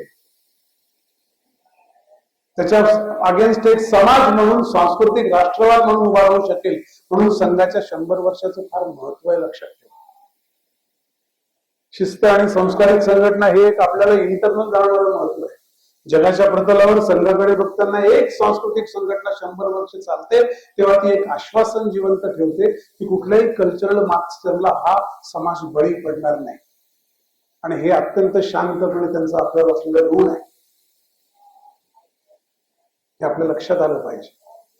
त्यामुळे एक षडयंत्राचा बळी भारत सावध होता, कारण हा सांस्कृतिक राष्ट्रवाद तोडणारी व्यवस्था उभी करायची होती, जी बऱ्याच प्रमाणात कम्युनिस्टांनी अनेक शैक्षणिक संस्थांमध्ये घुसून, साहित्य अकादमीत घुसून, संगीत नाटक अकादमीत आपले पदाधिकारी ठेवून, तिथले सगळे हे बदलून, शाळांची पाठ्यपुस्तकं बदलून, एनसीईआरटीचा अभ्यासक्रम बदलून, ही त्यांनी वर्षानुवर्ष 40 वर्ष चालवली. त्यांना संजीव रेड्डींच्या विरुद्ध उभा करताना जी सौदेबाजी झाली, त्याच्यामध्ये कम्युनिस्टांना या सगळ्या संस्था दिल्या गेल्या. हा इतिहास आहे. हे सुद्धा एक घातसूत्रच आहे. भारताच्या सांस्कृतिक राष्ट्रवादाचा उरला सुरला कणा मोडायचा. मला नेहमी असं वाटतं की हे सजगपणे आपल्या त्या त्यावेळेला लक्षात आलं नाही आणि आता आपल्याला इतिहासच माहित नाही.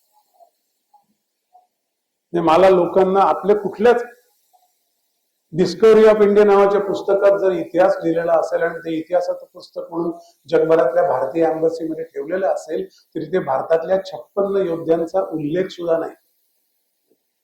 हे आपण विसरतो कसं काय? बाप्पा रावळचा उल्लेख नाही, ज्या केरळच्या राजाने डचांचा पराभव इंग्रजांची मदत घेऊन केल्याचा उल्लेख नाही. मग ते इतिहासाचं पुस्तक ते असेल, ते कोणी काही लिहू शकतं. इतिहासाचं पुस्तक हे साध्यंतपणे लिहिलेलं असतं, अत्यंत संकलन त्याचं हे वस्तुनिष्ठ असतं. असा इतिहासच आम्हाला कोणी शिकवला नाही. छत्रपती शिवाजी महाराज 1.5 पानात सांगतात आमच्या. छत्रपती शिवाजी महाराज हा माणूस असा आहे, त्यांच्यावर किमान PhD पर्यंत शिवाजी महाराज हा विषय अतिशय महत्वाचा अनागार्य केला पाहिजे. कारण जगात एकमेव योद्धा आहे ज्याने 35 वर्षात 450 वर्षाचं दैन्य संपवलं. दुसरा एकही योद्धा नाही. मी तुम्हाला चंगीज खान पासून सोडून द्या, सेल्युलस पासून तर पार नेपोलियन पासून सिकंदर पासून सगळ्यांची नावं घेऊन 56 युद्धांची नावं सांगू शकतो ज्यांनी त्यांच्या आयुष्यात हे केलेलं नाही. 35 वर्षात 450 वर्षाचं दैन्य, दारिद्र्य, अपमान, सगळं अप्रतिष्ठा सगळं संपवलेला एकमेव माणूस आहे. आणि तो मॅनेजमेंटचा माणूस आहे. तो PhD ला त्याचा विषय घेऊन मॅनेजमेंटचा अभ्यास केला पाहिजे, कारण ती मॅनेजमेंट कॉन्टेम्पररी आहे, ती त्या काळाशी निगडीत नाही. पण ही सगळी मानबिंदू पुसून टाकणं याचं कारण कल्चरल मार्क्सिझम इतकं हेवी प्रमाणात कार्यरत होता की आपलं जी पिढी जन्माला आली आहे किंवा आता जी पिढी 20-25 म्हणून मी यांना म्हटलं होतं की तरुण मुलांना जास्त बोलवा, त्याच्याकरता आपण काही माणसं निवडून त्यांना हे वाचायला लागेल असं बघा, कारण त्यांना फेस करायचं आहे. हे सगळे आपले सांस्कृतिक मानबिंदू तोडले कल्चरल मार्क्सिझमने. मग एक अत्यंत विदीर्ण अशी मानसिक अवस्था समाजाची होती. पैसा येत राहतो, डेव्हलपमेंट होत राहते, कुठल्या ना कुठल्या इझमचं बोट पकडून भारत तर लोकसंख्या मोठी होत राहील. कारण मुळात स्ट्रगलिंग करणारी माणसं आहेत, अन्यायाने घेत झालंय वर्षानुवर्ष, लढायांमध्येच गुंतलेली होती. त्यामुळे त्यांची जी सगळा तो फोर्स येतो कुठल्या तरी क्रिएटिव्ह मध्ये वापरतील, ते इंडस्ट्री उभ्या करतील, सगळं करतील. मग त्याच्यानंतर दुसरं हत्यार येतं, त्याचं नाव आहे ग्लोबल मार्केट फोर्सेस. आणि मग त्याच्यामध्ये ठरतं की तुमच्या देशामध्ये कुठल्या प्रकारचा FDI येतो. तो FDI, आता FDI हे लोकांना, बऱ्याच लोकांना, म्हणजे अजूनही जी राजकीय पुढारी त्याच्यावर बढाया मारतात आणि एकमेकाशी स्पर्धा करतात, आम्ही एवढे आणले तुम्ही तेवढे आणले. मला त्यांचं बेसिक आपले काय आपण गहाणठून आणले हे आपला विचारायचा नागरिक म्हणून अधिकार आहे, किंवा आपल्याला तो अभ्यास करण्याचा अधिकार आहे. प्रश्न तो उपस्थित केलेच पाहिजे. आपण काही ओणके नाहीत की वाहत जाऊ पाण्यामध्ये. कुठलं तुमच्या बिल्डिंगचं उदाहरण, या बिल्डिंग मध्ये समजा पाण्याचा टँकर रोज येत असेल, तो तिसऱ्यांदा आल्यावर चौधरी तुम्हाला सांगेल कोण अध्यक्ष आहे बोलवा, ते जरा गेट उघडा, ते जरा गेट तोडा, माझी गाडी फिरत नाही. आपल्याला पाणी देणारा माणूस पाणी पैसा समजा, तर आपल्यामध्ये इतक्या FD आणणाऱ्या माणसं आपले धोरण बदलल्याशिवाय राहतील का? 55 वर्षामध्ये ब्युरोक्रॅट आणि मॅकेन्झी आणि डेलॉइट ट्यूशन अशा सगळ्या MNCsनी जे परत ग्लोबल मार्केट फोर्सेसचे टूल आहेत, तसं ग्लोबलायझेशन त्यांचं टूल आहे. त्यांनी आपल्या भारताच्या अनेक धोरणांमध्ये बदल घडवून आणले. त्याला पहिलं उत्तर आपण थोडं बळ करून देतो, त्याचं नाव आत्मनिर्भर आहे. पण ती एवढी पुरते हो, पण ती लावायला पाहिजे ना. त्याच्याने काय होतंय, असे नकारात्मक भूमिका घेऊन कसं चालेल? उत्तर तर द्यावं लागेल. छत्रपतींनी उत्तर दिलं त्यांच्या पद्धतीने. जेव्हा त्यांना कळलं लाखाचं सैन्य चालून येतं आक्रमकांचं, त्यांनी गनिमी कावा शोधला की मी ठरवेल युद्ध केव्हा करायचं, मी ठरवेल केव्हा थांबायचं, कारण माझ्याकडे रिसोर्सेस नाही. हे कुठल्याही मॅनेजमेंट प्रिन्सिपलला आज लागू पडू शकतं. गनिमी कावा हे काय युद्धाचं तंत्रज्ञान आहे, ते माझ्या रिसोर्सेसच्या युटिलिटीचं मॅनेजमेंटचं टेक्निक, ते कुठल्याही काळात कुठल्याही संदर्भात लागू पडू शकतं. आत्मनिर्भर हे तेच टेक्निक आहे. 52 राफेलची विमानं घेऊन 32ची डिलिव्हरी झाली की बाकीचे 60% पार्ट इथे बनतील का? राफेलने आजपर्यंतच्या इतिहासात कोणालाही हे अॅग्री केल्याचं उदाहरण नाही. हे करताना काही विचार केला असेल एवढं लक्षात घ्या. त्यांच्या आर्थिक करता मी तुमच्याशी बोलत नाहीये. तर तो विचार ठेवायला पाहिजे आणि तो ठेवण्याची जबाबदारी आपली असते. ग्लोबल मार्केट फोर्सेस मध्ये आपण वाहून जाण्याची शक्यता, अदरवाईज जर सजग सरकार आणि सजग नागरिक नसतील तर कुठल्याही क्षणी आहे. कारण त्यांना एकजिन्सी जग करायचं आहे. आता इथे जे साथीचे आहेत त्यांनी आपल्या लहानपणी आपण किती प्रकारचे धान्य खात होतो जरा आठवून बघा. किती प्रकारच्या ज्वारी होत्या, बाजरी होत्या, किती प्रकारची पिकं असायची, किती प्रकारच्या डाळी असायच्या. आता गहू, मका, तांदूळ त्या कमोडिटी मार्केटमध्ये ट्रेड होतात. तुमचं एकजिन्सी पण होतं, मोनोलिथिक लाईफ होतं. आणि हा सगळ्यात मोठा धोका ग्लोबल मार्केट फोर्सेसचा आहे. ते मोनोलिथिक फक्त खाण्यात होत नाही, ते विचारात होतं, ते औषध खरेदीत होतं, ते कपडे खरेदीत होतं, ते ब्रँडिंग मध्ये होतं, ते जगण्याची लाईफस्टाईल ठरवण्यात होतं. मग काटे चमचे हे मॅनर्स वाटायला लागतात. म्हणजे एका बाजूला सांस्कृतिक आमचा कणा हे मोडून त्याचे तर्कशुद्ध विवाद करून आमच्या दुही माजवायची, आणि दुसऱ्याकडे आमच्या सैर्वेर मनाचा ताबा आर्थिक ताकदींनी घ्यायचा, असं हे दुहेरी षडयंत्र. त्या षडयंत्राचा वेग किंवा आवेग हा गेल्या 12-15 वर्षामध्ये थोडा कमी झालाय. एवढंच, थांबलेला नाही. तो कधीही थांबणार नाही.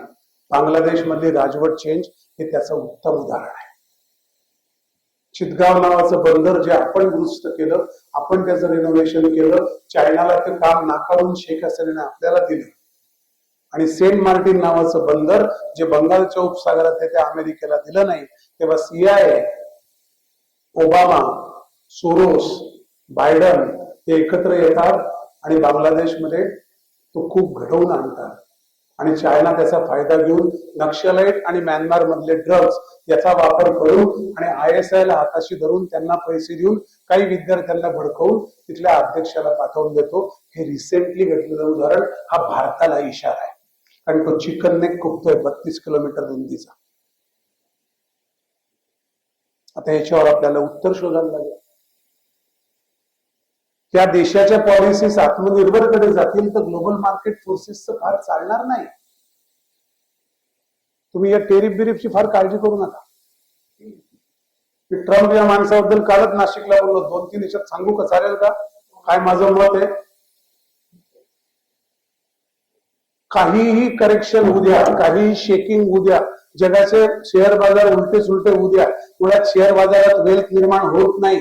मूलभूत विचार करा. संपत्ती फक्त शेती आणि कारखानदारीत निर्माण होते. शेअर बाजारात पैसा निर्माण होतो जो कागदी असतो.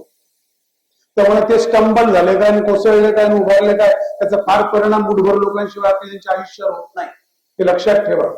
दलाल स्ट्रीटवर इन्व्हेस्ट करणारे भारतीय कमाई असणाऱ्या लोकसंख्येच्या फक्त 12% लोक आहेत. म्हणजे 50 कोटी लोकांकडे समजा रेग्युलर कमाई असेल तर 12×5 = 70, 7 कोटी लोकांचं फक्त त्यात इन्व्हेस्टमेंट आहे. 7 कोटी लोकांच्या इन्व्हेस्टमेंटच्या निर्देशांकावर तुम्ही 140 कोटी लोकांचं आयुष्य ठरवत असाल तर तुमचे इतके मूर्ख किंवा बदमाश तुम्हीच असू शकता.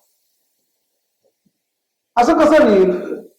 म्हणून शेअर बाजार कोसळला काय, उभारला काय, बहुतांश भारतीय लोकसंख्येच्या आयुष्यात एक ओरखडा पण उमटत नाही.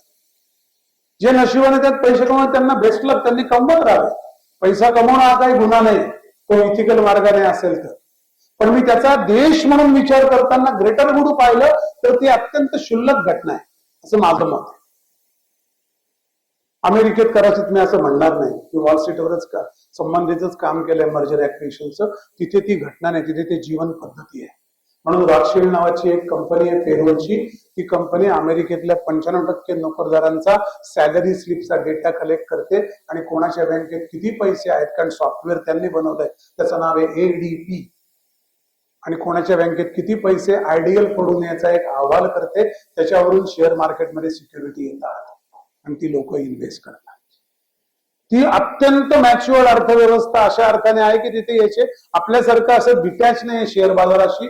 उलट त्यांची पेन्शन शेअर बाजारात आहे, त्यांची सोशल सिक्युरिटी शेअर बाजारात गुंतवली जाते, त्यांचं 401k नावाचं प्लॅन शेअर बाजारात आहे. सगळं शेअरिंग शेअर बाजारात जातं. शेतकरी PF जे आपण आपल्या बँकेत पोस्टात ठेवतो ते पण शेअर बाजारात जाऊन ट्रेड होतात. They all are securities there. It is so vastly and so dangerously connected to their every breath of life. That's why तिथली गणित वेगळी आहे. अमेरिकेवर ग्लोबल मार्केट फोर्सेसचा पूर्ण ताबा आहे. म्हणून अमेरिकेची अवस्था ही आहे. 21 ट्रिलियनचा GDP आहे आणि 28 ट्रिलियनचं कर्ज आहे, म्हणून ही अवस्था. ते घातसूत्रामध्ये तुम्ही वाचाल तेव्हा तुम्हाला सगळे डिटेल कळतील. अमेरिकेची फेडरल रिझर्व्ह बँक ही खाजगी बँक आहे. ती फेडरल रिझर्व्ह तिचं नाव आहे, पण ती बँक कार्टेलची बँक आहे. उद्या भारतातल्या HDFC किंवा कोटक या बँकेला भारताची पतं, क्रेडिट रेटिंग आणि भारताचं सगळं ठरवण्याचे अधिकार दिले, चलन छापायचे, तुम्ही चलन छापून आम्हाला द्या, तर ते जर असं आपल्याला खरं वाटेल असं होईल, ते होईल. तसं अमेरिकेत झालेलं आहे. आणि भारतात भारतीय रिझर्व्ह बँक ही सरकारी बँक टिकून आहे, त्याचं श्रेय जाणारा एकमेव माणूस डॉक्टर बाबासाहेब आंबेडकर. आपण ते कधी विसरता कामा नये. दलित नेत्यापेक्षा फार उच्च दर्जा आहे त्या माणसाचा. कधीतरी आता या 2 महिन्यात मी भीमसूत्र म्हणून एक व्याख्यान करतो. 4 डॉक्टरेटचा माणूस, एक डॉक्टरेट ऑफ डॉक्टरेट डिग्री असलेला जगातला एकमेव माणूस. त्यांनी जे क्रिप्स कमिशनला प्रेझेंटेशन केलं, प्रॉब्लेम ऑफ इंडियन रुपीज नावाचं पुस्तक लिहिलं, ते कधीतरी वेळ मिळाला तर वाचा. तुमच्या लक्षात येईल माणूस किती झरडलाय रिझर्व्ह बँक सरकारी द्यावी म्हणून. ती अमेरिकेची खासगी बँक आहे, ती चलन छापते. त्याचा अमेरिकन सरकारवर $16 ट्रिलियन खर्च आहे. आता कोरोनात आलं, आम्ही त्याने $2 ट्रिलियन छापून सरकारला दिले. प्रत्येक, माझ्याकडे ग्रीन कार्ड आहे, मलाही काहीतरी $600-700 आम्हाला त्याचे मिळाले. पण आम्ही काय ते ग्रीन कार्ड म्हणजे ते रेसिडेन्सी आहे आमच्याकडे. त्या नागरिकांना, सिटीजनला जास्त डबल मिळाले. ते छाटून देतात, तेवढं अमेरिकेवर कर्ज असतं. दोन्ही महायुद्ध ही प्लॅन केली असं तुम्हाला म्हटलं तर खरं वाटणार नाही. घातसूत्रामध्ये तुम्ही वाचाल, पण त्याचं कारण सांगतो. युद्ध हा कधीही विन लूज सिच्युएशन असणारा बिझनेस नाही, ती विन विन सिच्युएशनचा बिझनेस. मरणाऱ्या लोकांचं बोलत नाही, त्यांना किंमत नसते.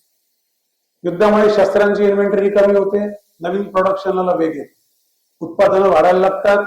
युद्धामुळे राष्ट्रांचे नकाशे बदलतात, राष्ट्रांच्या क्रयशक्तीची नवीन रचना करता येते, त्यांच्याकरता पॅरिटी निर्माण करण्याची व्यवस्था करता येतात. हे सगळं शून्यातून करता येतं.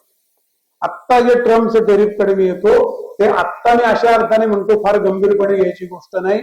आपल्या दृष्टीने आपला तुम्हाला मी सांगतो, ज्याच्यामुळे जग हलणार, सगळं करेक्शन होणार, उलटा पाळत होणार, हे सगळं मला मान्य आहे. कास्केडिंग इफेक्ट होणार. गावात दंगल झाली तर आपल्या घराला काही त्रास होत नाही असं होत नाही. आपल्याला भाजीपाला वेळेवर मिळत नाही, दूध मिळत नाही, त्या अडचणी भोगायला लागतात, त्याचा आपल्यावर परिणाम होणार. पण आपला डायरेक्ट व्यापार आहे $34 बिलियन, ज्याच्यावर इम्पॅक्ट होतो या टेरिफचा 26% झाला. $34 बिलियन हे आपल्या जीडीपीच्या 0.9%. एक पाऊस चांगला झाला की आपण 11% जीडीपी वृद्धी करू शकतो. हा मान्सून चांगला गेला त्याचा विषय संपवून जाईल. हे लक्षात ठेवा, साईज लक्षात घ्या आपली.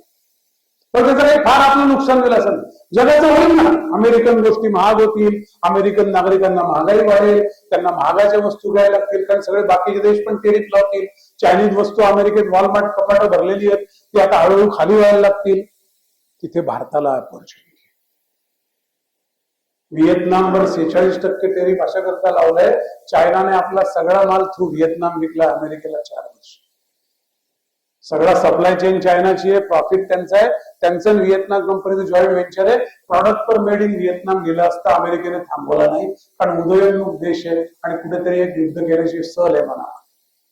पण जेव्हा हे लक्षात आलं आणि ते बायडनच्या दुसऱ्या वर्षी लक्षात आलं, पण बायडनने काही केलं नाही, तेव्हा हे सगळे लोक बोंब मारायला लागले आणि तेव्हा चायना विरुद्ध मोठी मोहीम सुरू झाली. हार्वर्ड विद्यापीठातलं 52 चायनाचे प्रोफेसर जे अमेरिकन सिटीजन होते पण चायनीज ओरिजिनचे होते, त्यांना हाकललं, कारण ते हेरगिरी करत होते. या घटना अमेरिकेत 4 वर्ष घडत होत्या आणि ट्रम्पने त्याचा बरोबर फायदा त्या सेंटिमेंटचा घेत चायनाला चायनाने पण आज 34% टेरिफ लावलाय. चायना अमेरिकेला, मी तुम्हाला सांगतो, सेमी कंडक्टर त्याच्यावर त्याने टेरिफ लावले आणि ट्रम्प हुशार आहे, कारण त्या चिप सगळ्या तैवान आणि ते तैवान चायनाचं तिथे खूप. आता ऍपलचे फोन जे आहेत ते भारतात किती 11% उत्पादन होतं, चायनामध्ये 20% फोन तिथे बनतात. म्हणजे चायनातला जो ऍपलचा फोन अमेरिकेत जाईल, खरं तर ऍपल अमेरिकन कंपनी, त्याला टेरिफ का असं माहित नाही, ते बहुतेक ट्रम्प मागे घेईल अशी माझी खात्री आहे. तर तो 34% महाग होणार. हे अमेरिकन लोकांना भोगायला लागणार. प्रेसिडेंट क्रॅकपॉट आहे. लहरी राजा प्रजा आंधळी ही एक्झॅक्ट अमेरिकेचं आजचं वर्णन आहे. पण सरकार आनंतरी नाहीये, ते वाईट आहे. ते सगळेच लूज असलं तर काही दुःख होत नाही. हो, शेजारच्याकडे खायला नसेल, मलाही खायला नसेल तर काही वाईट वाटत नाही, पण तो गुपचूप लाडू भाजून मला अन्नही मिळत नाही, वाईट वाटत. ते कंपॅरिझनला सरकार आनंतरी नाहीये, त्यामुळे सरकारवर थोडी पकड आहे. पण ट्रम्प ज्या सगळ्या शक्तींच्या विरुद्ध सूत्रधार ज्यांना म्हणतो त्यांच्या इच्छेविरुद्ध निवडून आलाय, त्यामुळे ट्रम्प त्यांना पराभूत करेल म्हणून तो 197 लोक अमेरिकन प्रशासनातली काढून टाकतो, सीआयएतले 52 माणसं काढून टाकतो जे त्यांचे एजंट म्हणून काम करत असतात. आणि हे जे डिसिजन घ्यायची करेज आहे ती ट्रम्पकडे, ते करेक्शन होऊ दे. आपल्याला there is lot to watch for us. आपलं काही फार नुकसान होईल असं मला वाटत नाही. मला तर कोणतरी म्हणलं लक्झरी कार, मी म्हटलं 96% भारतातल्या लोक कार वापरतात त्या भारतीय बनावटीच्या आहेत किंवा हुंडाई फोर्ड सारख्या कंपन्या ज्यांनी इथे मॅन्युफॅक्चरिंग टाकले त्यांच्या आहेत. आपण अमेरिकेकडून कुठली लक्झरी कार आणत नाही. 4% लोकांमधले आणखीन 2% लोक आणत असतील, त्याच्याने काही फरक पडत नाही आम्हाला. लक्झरी कार 25%ने 100%ने महाग आहे. फार्मामध्ये टेरिफ नाही, तो आपल्याला फायदा आहे. तुम्हाला फार्माचं गणित सांगतोय, जे कोणतरी फार्मावाले असतील किंवा अभ्यासू लोक असतील तर फार्माचं इन्ग्रेडियंट असतं ऍक्टिव्ह पार्टिसिपंट इन्ग्रेडियंट्स, एपीआय. तुमच्या औषधाच्या गोळीवर जे लिहिलेलं असतं ना, इतके इतके इतके सगळ्या गोष्टी आहेत, त्याला एपीआय म्हणतात. ते एपीआय चायना 96% आपण चायनाकडून आयात करतो आणि आपण जगातला सगळ्यात मोठा जेनरिक मेडिसिनचा निर्यातदार देश आहोत. त्यामुळे ती नाडी चायनाच्या हातात आहे. म्हणून फार्माला ट्रम्पने हात लावलेला नाही. ड्रोनचा किस्सा सांगितलाय, त्या सिलिकॉन चिप सेमीकंडक्टरला ट्रम्पने टेरिफ करता हात लावलेला नाही. तो लावणार नाही असं नाही, पण त्याला एक्झॅक्ट माहिती आहे कुठे एकदम सगळं चोक होऊ शकतं. कारण भारताला उद्या जर, म्हणून हे कसं असतं, हे डायनॅमिक आहे. आता हे काल परिस्थितीच आज आहे असं नाही. 1 महिन्याने सगळं इक्वेशन बदलतं जिओ पॉलिटिकल, आणि त्याच्यानंतर वेगळे निगोशिएशन. ट्रम्पने आपला एक हातोडा मारलाय की मी मजबूत प्रेसिडेंट आहे, मी यांना घालवायचं असेल तर मला हे सगळं शेक केलं पाहिजे, हे सगळं अस्थिर केलं पाहिजे, सगळं तहस नहस केलं पाहिजे, जेणेकरून मी नवीन रचना उभी करू शकेल. तो करू शकेल की नाही मला खात्री नाही, पण तहस नहस तो करून त्याने टेरिफ म्हणून टूल वापरलं. आता तो हळूहळू निगोशिएट करायला सुरुवात करण्यात, आपण एक कॉम्पॅक्ट नावाचा अग्रीमेंट ट्रम्प बरोबर अमेरिकेबरोबर करतो आहोत. आणि एक तुम्हाला अजून सांगतो, ग्लोबल फोर्सेस मार्केट फोर्सेसच्या करता जो षडयंत्राचा विषय, त्या Trump is bad for us but not worst. कारण चॉईसच बॅड आणि वर्स्ट मधलाय, कोणी गुड नाही, हे लक्षात ठेवा. बायडन हा वर्स्ट होता, ट्रम्प हा बॅड आहे. दगडापेक्षा वीट मऊ इतकाच काय तो फरक आहे. शुद्ध रेती भीती काही नाही जगात, दगड किंवा वीट आहे. त्यामुळे तो आपल्याला त्या अर्थाने फायद्याचा आहे. म्हणून त्याचं एक स्टेटमेंट त्या अर्थाने लक्षात घ्या, ग्लोबल मार्केट फोर्सेसचं काहीही चालणार नाही आणि ते तुम्हाला मी चालू देणार नाही असं तो कधीच म्हणणार नाही. ताकाला जाऊन भांड्याला पोहणं, याला पॉलिटिकल करेक्टनेस म्हणतात किंवा याला राजकारण असं म्हणतात. पण ट्रम्प सांगेल की Bangladesh I will leave it to Modi. त्याचा अर्थ लक्षात घ्या की बांगलादेशमध्ये हे जर ग्लोबल मार्केट फोर्सेस काही घडवतील, I leave it to you, you handle it. Means I will stand behind you. आता तो असं एवढंच म्हणेल की तुम्ही काय करायचं तुम्हाला सपोर्ट करेल, नाही, पण तुमच्यावर सोडतो, तुम्ही करा. अंडरडोअर, बॅकडोअर, अंडर टेबल खूप डिलिंग होत असते, म्हणजे आवश्यक असतं. त्यामुळे सांस्कृतिक कल्चरल मॅक्सिमम आपण बाहेर आलो, त्या षडयंत्राच्यातनं आपण सावध अजूनही आहोत, नाही असं नाही. आता मी त्याचा एक डायरेक्ट थेट धागा आपल्यासारख्या लोकांशी जोडतो.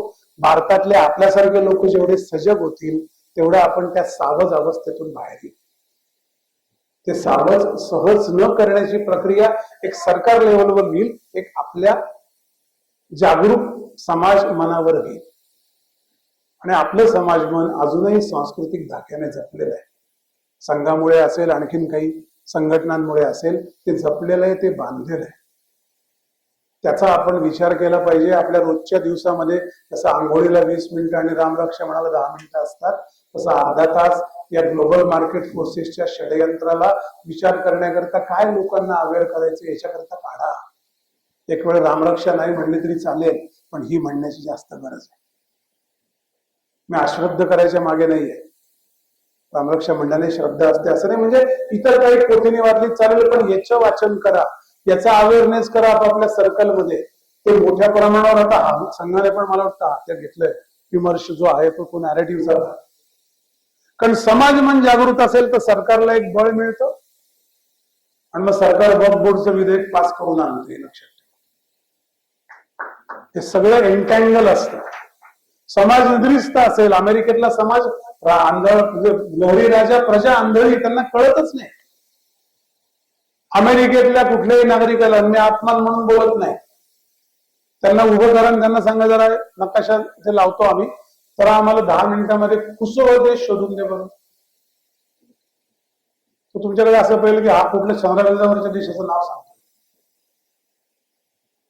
कारण त्यांना त्यांच्या पलीकडे विश्व उरलेलं नाही. Because they are completely demolish as a nation, as a राष्ट्रवाद. म्हणून मी ट्रम्पला नेहमी म्हणतो की तो सिच्युएशनल नॅशनलिस्ट आहे, तो परिस्थितीजन्य राष्ट्रवादी आहे. राष्ट्रवादी पक्ष म्हणून नाही, त्याचा काही संबंध नाही. तो परिस्थितीजन्य आहे, तो सिच्युएशनल राष्ट्रवादी. त्याने आता बरोबर ते धारा पकडलाय. दुसरं त्याच्या H1 व्हिसाची फार काळजी करू नका. परवा H1 व्हिसाची लिस्ट आली आहे या वर्षीची, त्यात 85,000 व्हिसा सँक्शन झाले. तेवढंच लिमिट आहे.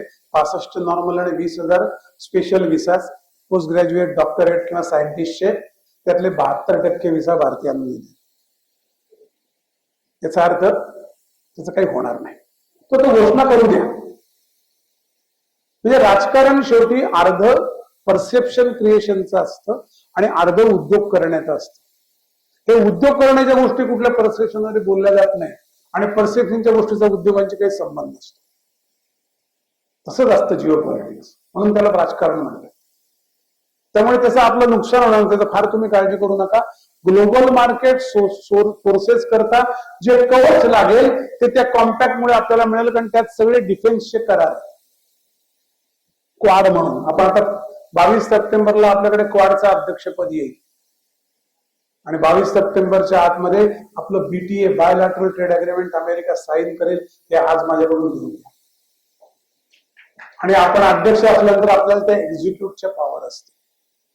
त्यामुळे भारतात जे बिग टेक, ट्रेड आणि डिफेन्स या 3 क्षेत्रामध्ये हे अग्रीमेंट काम करेल. त्यात आपलं सगळं AI सकट सगळं कव्हर होईल आणि आपल्याला त्याची गरज आहे.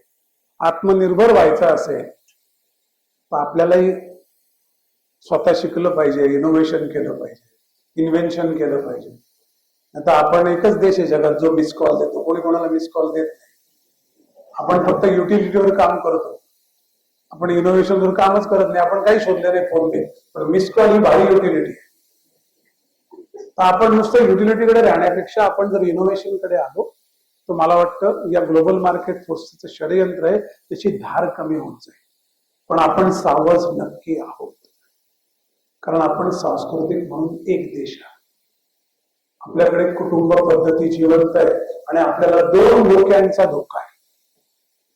एक हे कल्चरल मार्क्सिझम वाले आणि दुसरे ग्लोबल मार्केट फोर्सेस वाले. हे जेवढं आपण अवेअर लेवलला आणि जगण्याच्या पद्धतीच्या शैलीच्या लेवलला हे डिफीट करू, तेवढा आपण त्या षडयंत्रातून कमीत कमी खर्चातून बाहेर येऊ. आणि ती जबाबदारी आपल्यावर आहे असं मला वाटतं, माझ्यावर आहे, आपल्यावर आहे. आणि कारण आपण जो देश आपल्या आई वडिलांनी आपल्याला दिला तो आपल्या मुलांना देणं ही आपली प्राथमिक जबाबदारी आहे. आणि आपण तो देऊ शकण्याच्या अवस्थेत नाही, कारण आपण हे काही समजून घेतो. आपण अज्ञानात जगत आलो म्हणून मुलांच्या हाती असा देश द्यायची वेळ आली. त्यामुळे आपण ते रिव्हर्स केलं पाहिजे आणि आपण सावध होणार नाही याची काळजी घेतली पाहिजे. काही स्टेटमेंट करतो म्हणजे तुम्हाला त्या आंतरराष्ट्रीय षडयंत्राचे दाखले मिळतील. 9/11चा बिन लादेनशी काही संबंध नाही. नंबर 1.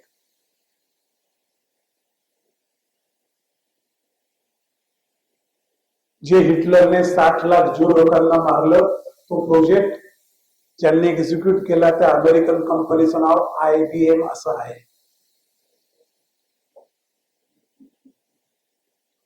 ग्रेट डिप्रेशन अमेरिकेत जे आलं, महामंदी येते किंवा शेअर मार्केट घसरण्याचे उद्योग होतात, ते एक प्लॅन चॉईसेस असतात. ते अचानक घडत नाही, ते कुठल्याही राजकीय परिस्थितीमुळे घडत नाही. दोन्ही महायुद्ध ही प्लॅन होती. ती प्लॅन केल्याप्रमाणे घडली नसतील, त्याला डिटोर येऊ शकतो, पण ती प्लॅन करावं असं वाटणारे माणसं जगात आहे, ते लक्षात घेतलं पाहिजे. आणि करोना, टायटॅनिक पण बुडवली गेली, त्याच्या मागे मोठं षडयंत्र होतं आणि कोरोना हे दुसरं या शतकातलं षडयंत्र आहे. दोन्ही षडयंत्र 1912ला टायटॅनिक आणि 2020ला कोरोना, शतकाच्या पहिल्या 2 दशकात घडलेली ही षडयंत्र आहे. पुढच्या शतकामध्ये पण तसंच घडेल. कदाचित या शतकात 4 घडतील. म्हणून माझा ना फार विश्वास आहे तो जे आपले अरविंद होते ना त्यांच्या एका भाकिताप्रमाणे 2000, आता हे बघा कुठून येतं, जेव्हा भारत स्वतंत्र नाहीये, त्यांचं असं म्हणणं आहे 150 वर्षानंतर ते साल येतं 2047. हा देश जगाला लीड करेल असं अरविंद म्हणते. हे दृष्टांतातलं सांगणं आहे, कारण तेव्हा आपलं स्वातंत्र्य पण नव्हतं. त्याच्यावर माझा विश्वास आहे आणि मला वाटतं अजून 25-22 वर्षात आपण जर या 2 गोष्टी म्हणजे कल्चरल मार्क्सिझम, आपले बिलीफ, आपल्या परंपरा, आपलं कल्चर, आपलं जगण्याची पद्धती, आपलं परस्परावलंबित राहणं, आपले नातेसंबंध, आपलं फॅमिलिझम हा उद्ध्वस्त करण्याच्या कुठल्याही गोष्टीला बळी पडू नका. त्याच्याबद्दल सजग राहा, कोणाला पडू देऊ नका. आणि दुसरं, ग्लोबल मार्केट फोर्सेसच्या नादी लागून ज्या ज्या अधिकारावर आपण आपल्या कंपन्यात काम करत असताल त्या एमएनसी असतील, शेवटी एक पोटा पाण्याचं उपजीविका आहे. पण जीविका लक्षात अशी घ्या की जी उपजीविका जीविकेवर मात करणार नाही, एवढे सजग राहिलात तरी ग्लोबल मार्केट फोर्सेसमुळे आपण खचणार नाही. या 2 गोष्टीची विनंती तुम्हाला करतो. मला बोलवल्याच्या बद्दल ऋण व्यक्त करतो. धन्यवाद. जयंत नार्वेकर यांना आपण ओळखतो आणि ह्यांनी फार वर्षांपूर्वी पुराणातील वाणी असा महाराष्ट्र टाइम्स मध्ये एक लेख लिहिला होता. आणि ह्या लेखामध्ये त्यांनी आपल्या हे आपण जे सांगता आहात हे पौराणिक गोष्टी किंवा आपल्या संकल्पना, आपले विश्वास याच्यावर प्रचंड आघात केले होते. आणि जाऊन ते आपण एक दूर भावना असे लोक आहोत आणि ह्याला काही अर्थ नाही अशा रीतीने त्यांनी त्याची मांडणी केली होती. त्याचा मला इम्पॅक्ट लक्षात येतो. तर प्रश्न माझा असा आहे की हेही त्याचाच एक भाग आहे का? की दुसरी गोष्ट, तरुणाच्या काळात 2 गोष्टी त्यांच्या स्वभावाविरुद्ध गणितामध्ये साधे आकडे आपण जे पिढ्यानपिढ्या जसे म्हणत आहोत त्याच्यावरही आघात केला. असं म्हणजे 78ला 78 म्हणायचं नाही तर काहीतरी 88 असं काहीतरी. तर हाही असा हा सगळा बाया आपला हलवण्याची एक कारस्थानाला राहत असं नका किंवा त्यांच्यावर झालेल्या संस्कारांचा असा काही हा परिणाम असा वाटतो की प्रत्येक गोष्टीलाच ज्याच्यावर आपण विश्वास ठेवतो, ज्याच्यावर आपली बांधणी झाली, ज्याच्यावर आपण तेच हरवून जातं असं हे वाटतंय का काय? मला तुम्हाला जर असं वाटलं तर फार आनंद अशा करता येईल. कारण आपल्याला एखाद्या गोष्टीचं अस्वस्थ केलं किंवा शंका आली किंवा कुतूहल असलं तर आपला शोध सुरू होतो. कुतूहल आलं नाही, शंका आली नाही, जे आहे ते ऍक्सेप्ट केलं, या तशा अर्थाने मृत अवस्थेत आपण गेलो. काही लोक त्याला समाधी म्हणू शकतात, काही फरकच पडत नाही. आणि ते काही सण दुःख समय कृपा वगैरे टाळले. पण त्या अवस्थेत जाण्यापेक्षा हे असं आहे का हो असं वाटणं ही फार चांगली गोष्ट आहे. तुमचा जो प्रश्न तितकाच योग्य आहे. ते तसं आहे हे पण खरं आहे. त्याची विवेचन आपल्याला करता आलं पाहिजे, ती मांडणी करता आली पाहिजे. म्हणजे समजा मला हे जर कळलं असतं का सूत्र असं काहीतरी आहे, टायटॅनिक ज्यांनी बुडवली हे असं आहे का हो असा प्रश्न पडल्यावर मी माझं उदाहरण देतो. असं कुठलाही समजेल का? मी एक प्रवास म्हणून अनुभव म्हणून सांगतो, शेअर करतो. त्या एका प्रश्नाने मला 482 पुस्तक वाचायला प्रवृत्त केलं आणि 860 पानाचं पुस्तक केलं. प्रेरणा दिली, ताकद दिली, काय जे दिलं असेल ते दिलं. जर तिकडे मी ते शट केलं असतं की माझ्यावर आपलं बरं चालेल तर हे काही घडलं नसतं. त्यामुळे तुम्ही असे प्रश्न पडत असतील तर फार चांगलं आहे आणि ते नक्कीच आहे, त्याला जागा आहे त्या शंकेला, त्यात काही शंका नाही. भाषण चालू असताना आम्ही प्रश्न मागवले होते तेव्हा ते प्रश्न फारसे आले, पण आता मात्र ती यादी केलेली मला वाटतं आपली यादी मी त्याचे सलगच वाचत करतो. कारण सगळे प्रश्न एकाच ह्याचे, अनेक देशांचं एकच नाव आहे परंतु आपल्या देशाचं भारत आणि इंडिया वेगळी नावं आहेत. आपल्या देशाचं एकच नाव एक कल्चरल मार्क्सिझम जो आपण म्हणताय तो कसा मोडून काढायचा, सनातन धर्माचा प्रचार आणि प्रसार हे त्याचं उत्तर आहे का, त्याला लागून दुसरा आहे की संस्कृतीनिष्ठ हिंदूंची संख्या कमी करता येईल हेही याच घातसूत्राचा भाग आहे का? आणि सगळ्यात शेवटी त्यांनी विचारलंय 2 प्रश्न की ट्रम्प येण्यामुळे डीप स्टेटच्या लिडरशिप मध्ये बदल होतात का? आणि पुढे येतात. कल्चरल मार्क्सिझमचा अर्थ आपली जीवनशैलीची चौकट, याच्यावर शंका उपस्थित करण्याच्या जेव्हा चर्चा सुरू होतात तेव्हा मुळात त्यातलं जे शास्त्र आहे ते आपण स्वतः समजून घेतलं पाहिजे. मांडी घालून जेवायला बसायचं ही जर एक उदाहरण देत असतो, अशी अनेक उदाहरणं रात्रभर बोलू शकतो आपण. का मांडी घालून जेवायला बसायचं नाही याचं शास्त्रीय कारण शोधलं तर ते असं आहे. आपल्या बेंबीच्या डॉक्टर कोण देते? शरीरशास्त्र जाणणारे कोणी व्यक्ती आहेत का? ते गुजरा हवा असं नाही, मला ते असतील तर ते आणखी त्यांच्या टर्म वापरून सांगता येईल. बेंबी खाली जे एकूण आपल्या शरीरातल्या रक्तवाहिन्या तिथे 71% रक्त बेंबी खालच्या रक्तवाहिन्यात असतं साईजमुळे त्यांची, आणि बाकीचं रक्त हे वरच्या भागात असतं. हृदयाचा फक्त पंप आहे, हृदयात काय रक्त साठवलेलं नसतं, ते पाठवतं आणि गोळा करतं. तर ज्या पाईपलाईन मधून ते येतं त्या पाईपलाईनची जी व्हॉल्यूम आहे ती आपल्या बेंबीच्या खालच्या भागात इतके आहे, वरती इतके, असं त्याचं हे सायन्स. जेव्हा आपण मांडी घालून जेवायला बसतो तेव्हा त्या भागातला रक्तप्रवाह कमी होतो, तो पोटाला जास्त होतो आणि अन्न पचायला मदत होते. इतकं साधं करायचं. वज्रासनात बसायला जे जेवण झाल्यावर सांगतात त्याचं कारण ते की पचनाकडे जास्त शरीराचं लक्ष फिजिकली जात, मन म्हणून नाही, प्रक्रिया म्हणून, चयापचय प्रक्रिया म्हणून मेटाबॉलिझमला ऊर्जा देणारं रक्त हे त्या भागाकडे जास्त ओढलं जातं. आता हे जर आपल्याला समजावून सांगता आलं नाही तर आपण टेबलावर तंगड्या हलवत जेवायला पोरांना बसवतो. कल्चरल मार्क्सिझमचा एक विषय होतोच.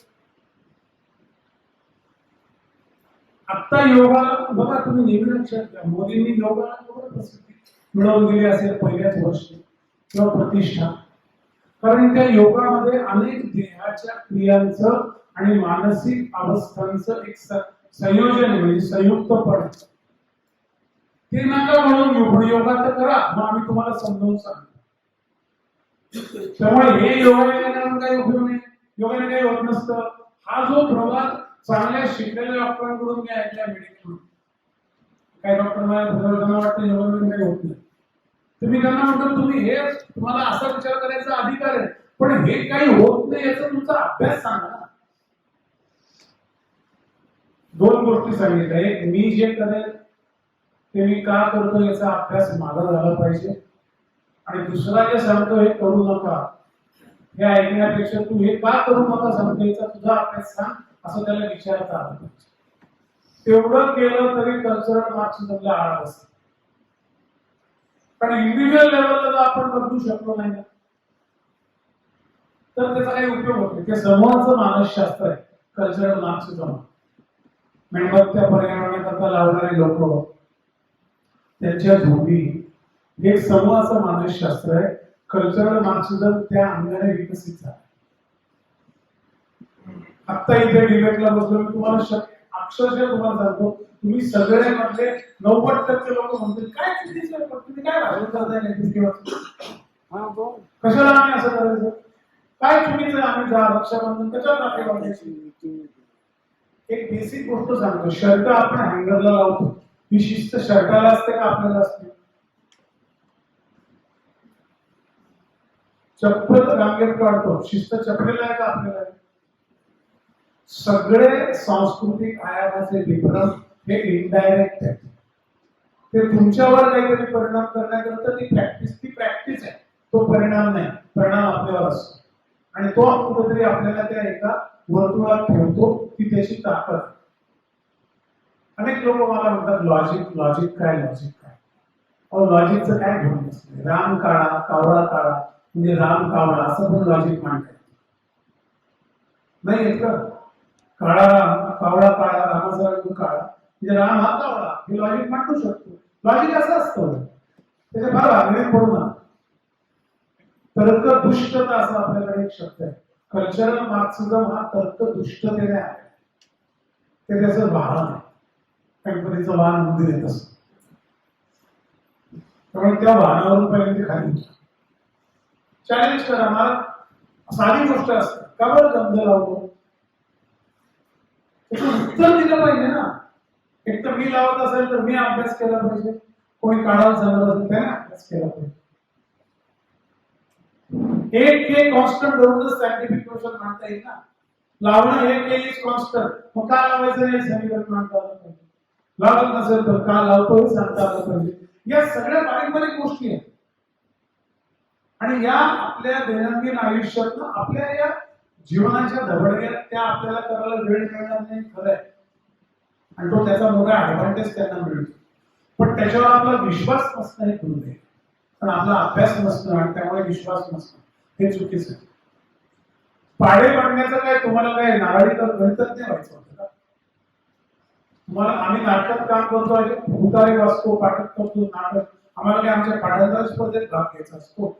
आमच्या मेंदूला एक सवय लागते की एक पान वाचल्यावर ते लक्षात ठेवणं, त्याची एक प्रक्रिया सुरू होते सायनाप्सिसची, डिमेन्शिया पासून आम्ही दूर जातो. अशा सगळ्या गोष्टींचा अर्थ शोधले. पण कल्चरल मॅक्सिझम ही प्रॅक्टिसची गोष्ट करून टाकली आहे त्यांनी, तीच उघडली पाहिजे.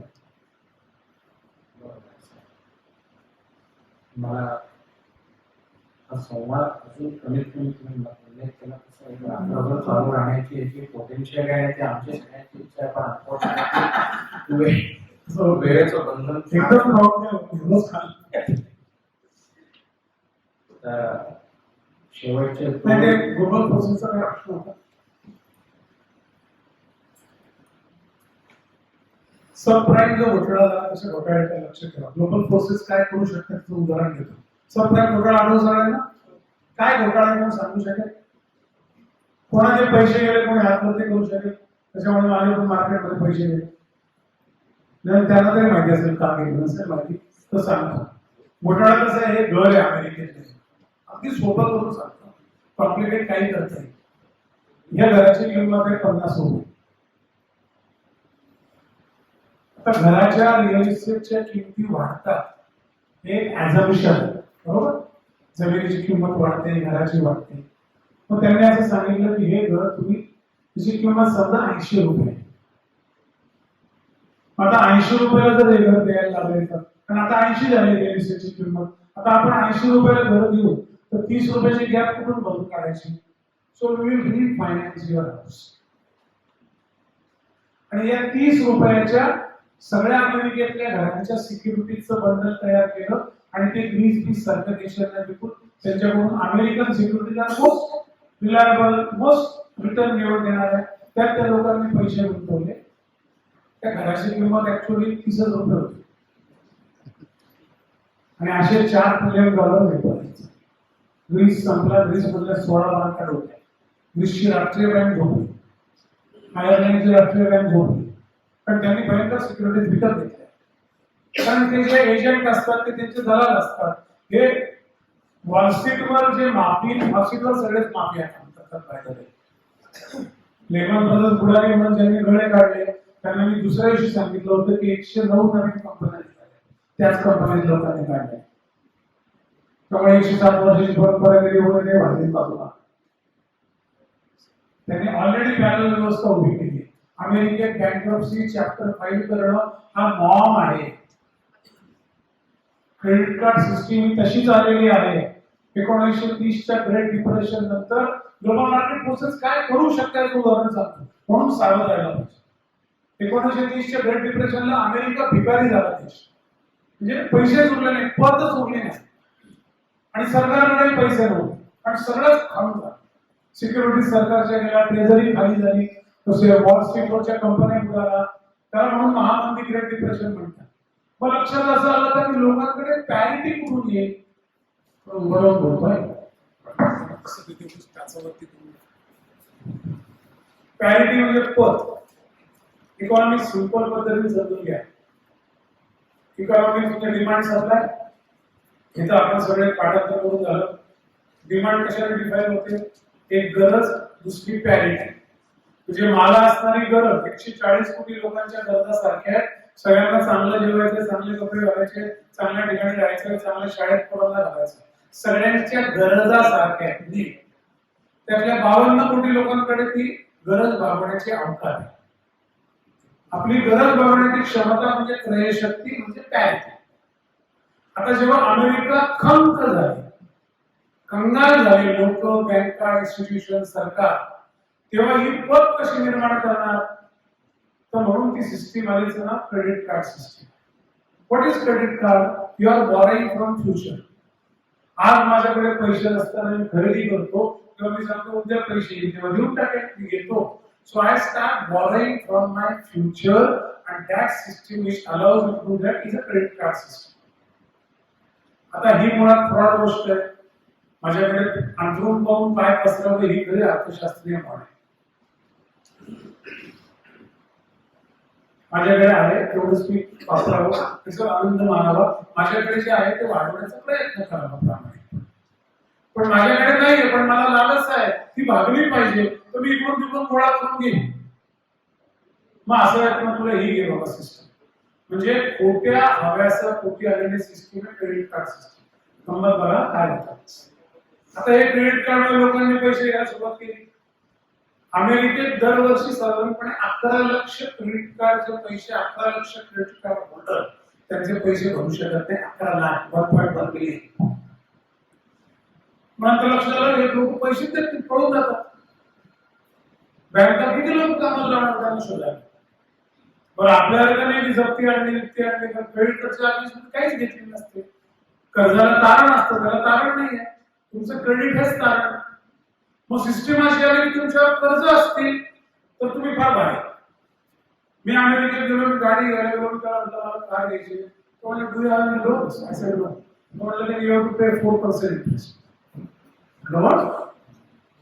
I don't have loan. मी प्राऊडली सांगितलं आपण कर्ज नाही म्हणजे तिकडे कोंबड्यासाठी मान काढून फिरतो ना भारतात. तिकडे कर्ज नाही ही अपमानास्पद गोष्ट आहे. म्हटलं पण मला जास्त व्याज द्यावं लागेल का? तो म्हणला कारण तुझं कर्ज फेडल्याची हिस्ट्री नाही, क्रेडिट हिस्ट्री नाही. तुझ्यावर घराचं कर्ज असलं तर 2% कर्ज दिलं असतं. जे मापदंड चुकीचा लावल्यामुळे हे त्याचे कंट्रोलिंग सगळे चुकीचे आहे. पुढे लक्षात तरी लोक पैसे देतात. त्यांनी सुरू केलं की चॅप्टर 11 नावाची एक सोय काढली की मी जाऊन हात वरती करू शकतो, माझ्याकडे पैसे नाही, आणि ते पैसे राईट ऑफ होतात. दॅट इज चॅप्टर 11, जे कंपन्या आणि इंडिव्हिज्युअल लोक फाईल करतात आणि माझ्या क्रेडिटच्या केलेल्या चैनीतून ते पैसे घेऊन बाहेर येतात. आता बादलीतलं कुठेतरी पाणी जात असेल ना, पण ते पाणी आणणारी संस्था पण प्रायव्हेट आहे, फेडरल. ती नोटा छापते आणि सरकार वेगवेगळ्या कारणांचा नोटा वापरतो. म्हणजे एक फ्रॉड्युलंट पाया धरला की सगळं कसं फ्रॉड्युलंट उभं राहतं बघा. देशाला फक्त एक सोय असते की ते दुकानासारखं पुस्तक बंद होत नाही ना, ते कॅरी फॉरवर्ड होतं आणि देश नफा कमवत नाही. त्यामुळे त्यांना कॅरी फॉरवर्ड करायला परवानगी आहे. म्हणून ते वर्ष चाललंय, त्यांच्या हातात सत्ता आहे. त्यामुळे पत आणि पॅरिटी याचं जे पुरा या ग्लोबल मार्केट फोर्सेसने जे फ्रॉड सिस्टीम उभी केली, आज अमेरिका त्यामुळे गरजेत आहे. म्हणून 21 ट्रिलियन जीडीपी आणि 28 ट्रिलियन कर्ज.